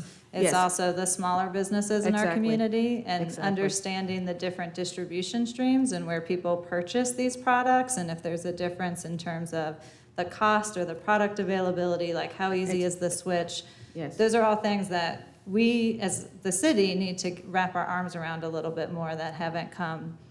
So that's the reason we need that time frame to start, sort of finding Amongst out other exactly things, what we're. yes. Okay, That's thank one you. of the things on the list. Thank you. I do want to share, too, that I have heard from some restaurants that are concerned. I know we're in a little bit of a bubble of support here in this room, but I have heard from some that are concerned. And I think what I've heard is restaurants in particular have had such a hard hit during COVID already, and staffing has been such a hard hit for their industry as well, and we just can't take another hit right now. So I wanted to at least share that, it's not all. Right, and we can only speak from the experience we have, and I know that the Harris Cherokee Center experienced challenges with the compostable products during COVID, and so, those are just all things we need to have a better understanding about, and understandably, it's challenging to get that information when you're not in the position that you're shopping with one of those distributors. It's hard to call them up on the phone, and so that's why we're going to need to have some partners in that space to help us get that information. Well, I can appreciate that you have a work plan that you're trying to stick to. And a lot of other initiatives we've already asked you to do. So. And Mayor, Thank if you. I could just add that this is as Councilmember Mosley said, this is an estimate of time. There are lots of folks we need to further engage, period. I mean, we just do. You all named some of them, and in particular, Buncombe County. And we need the time. I think you heard Bridget say, you know, our motto is we do not want to overstate and underdeliver. We can't do this with this particular issue. I heard a lot about, there's lots of other cities that are doing it, but not in North Carolina. Mm-hmm. And there's some legal issues we have got to address as well. We need the time. We're gonna run as fast as we can run. But you got us running on lots of parallel things with lots of other departments that have to be involved. And all that we are saying is give us an opportunity to just start with this proposed timeline. If we can accelerate, we will. But for now, we don't want to promise you that we can deliver something sooner than that date, but we will do our best. Okay, are we ready to vote on our two motions? Yes. Okay, so the first motion concerns the leaf bag program. All those in favor, please say aye. Aye. Any opposed? All right. And the second motion concerns the overall single-use plastic ban timeline proposal. All those in favor, please say aye. Aye. Any opposed? Okay. All right, so we're concluded with this item. You're welcome to stay for general public comment, which will be the conclusion of our meeting. And we have about 5 folks signed up to speak, or I will pause for 30 seconds while you make your quick getaway.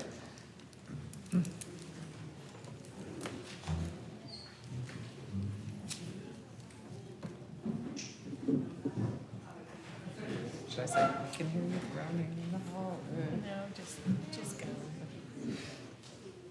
Okay, we've got 5 folks signed up to speak. Wait, you gotta do. Oh my God. Sorry, I was just rushing forward. Sorry. We can wait. Okay. Calm down. Shanika usually rocks this stuff. Okay. Okay, we got your boards and commissions. Okay, the committee met this morning, and we have a couple recommendations for appointments. African American Heritage Commission, the Boards and Commissions Committee recommends the appointment of Cherie Lucas. Is there a second? Second. All right, all in favor say aye. Aye. Any opposed? For the Audit Committee, we have no applications received. We're going to re-advertise. Homeless Initiative Advisory Committee, the committee will postpone the appointment until they receive a recommendation from the nominating committee. Human Relations Commission, the committee recommends the appointment of Ellen Catherine and Donald Post. Can I get a second? Second. All right, all in favor say aye. Aye. Any opposed? All right, Noise Advisory Board, no applications received. We'll re-advertise. Public Art and Cultural Commission will re-advertise for those vacancies as well. And last but not least, we had interviews for the Alcoholic Beverage Control Board Chair position. Candidates Robin Cape and Max Hayner were interviewed. Both were very thorough interviews.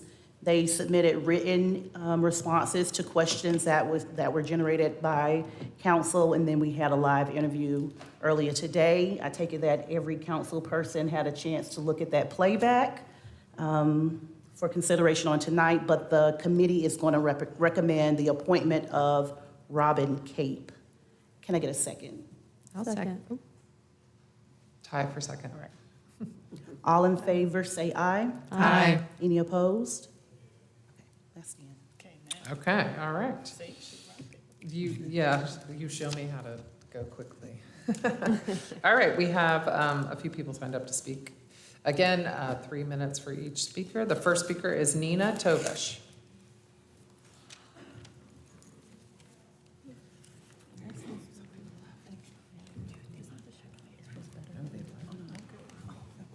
Good evening, Mayor Manheimer and council members.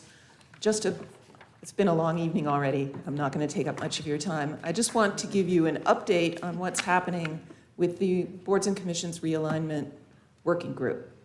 The good news is that after a lot of diligence and 60 different people participating, we now have a final draft of a survey to go out to about 400 past and current board and commissions members in order to garner their experiences of what works and what doesn't work in the operations of boards and commissions, and also to solicit their suggestions for what they think could be done better.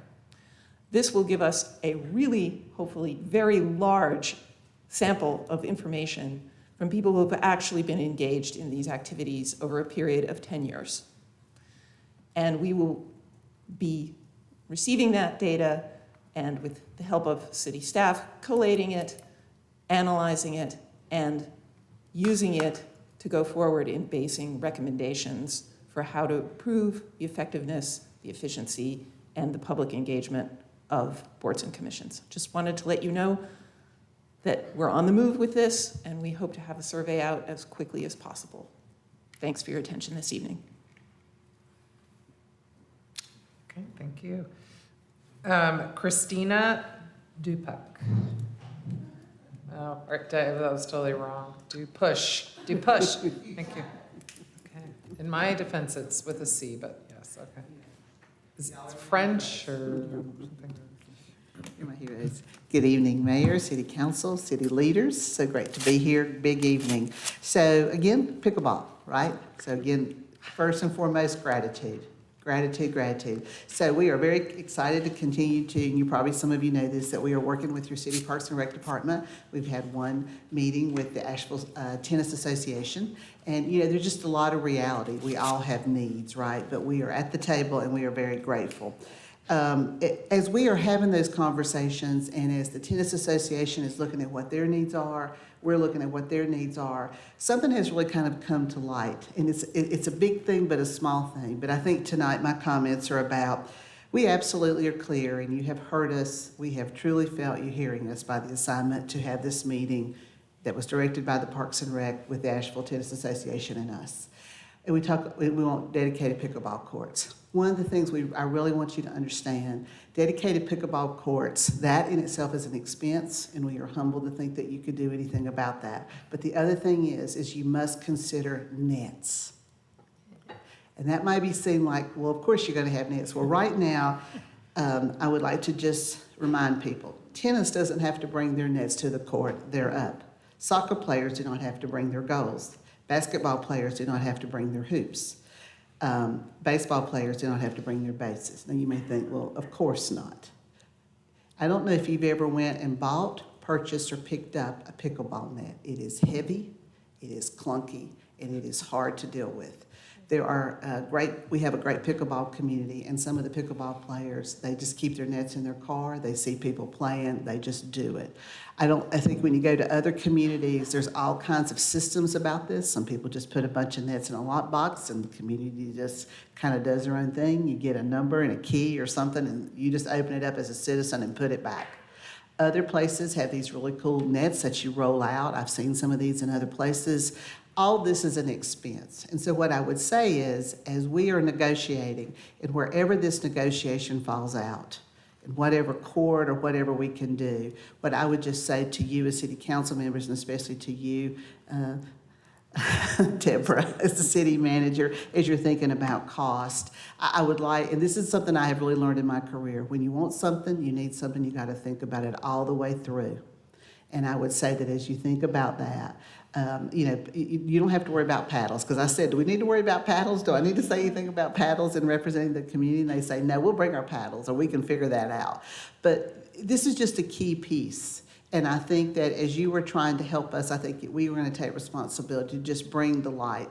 I'm not trying to add something else, but I think when we talk about dedicated pickleball courts, we need to think about how are you going to provide nets for people to play. And so we just like to bring that to your attention tonight. And I think the other thing, and I'll be sending this to the staff at the Parks and Rec Department because we have a meeting next Wednesday night. One thing that's come to light, there are lots of tennis courts at county schools. Thank you so much. Thank you. Bonnie Knox.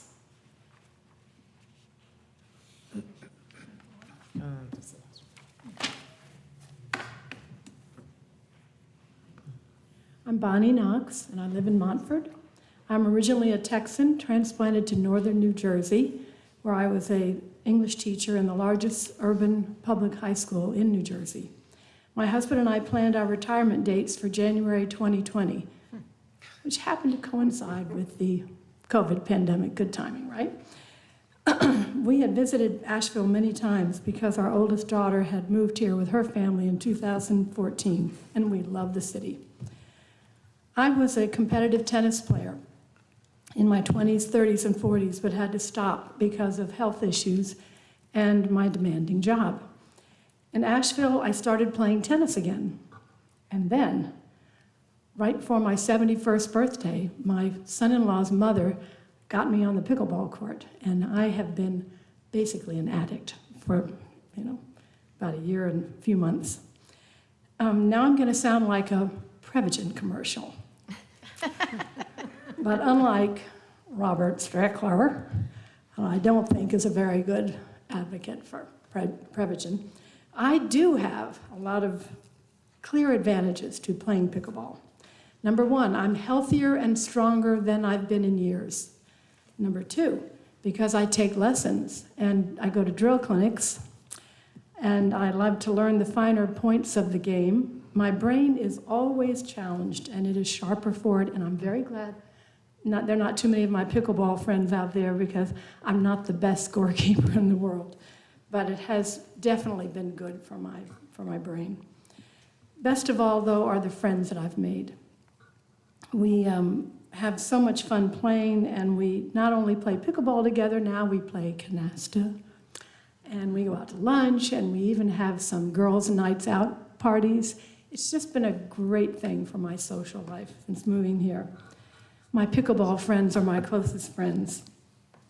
Meanwhile, my other daughter and her family moved to Asheville. Our three families live just within walking distance of each other.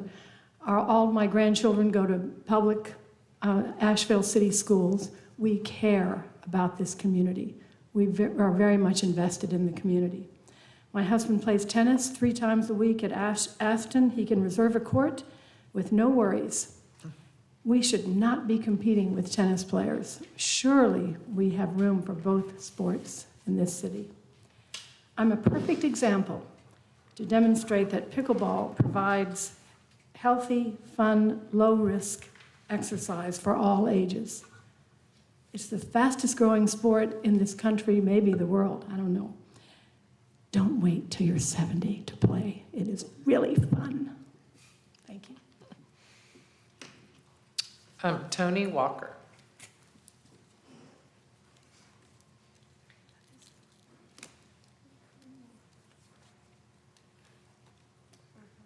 Hello, thank you for having me. I'm honored to be here.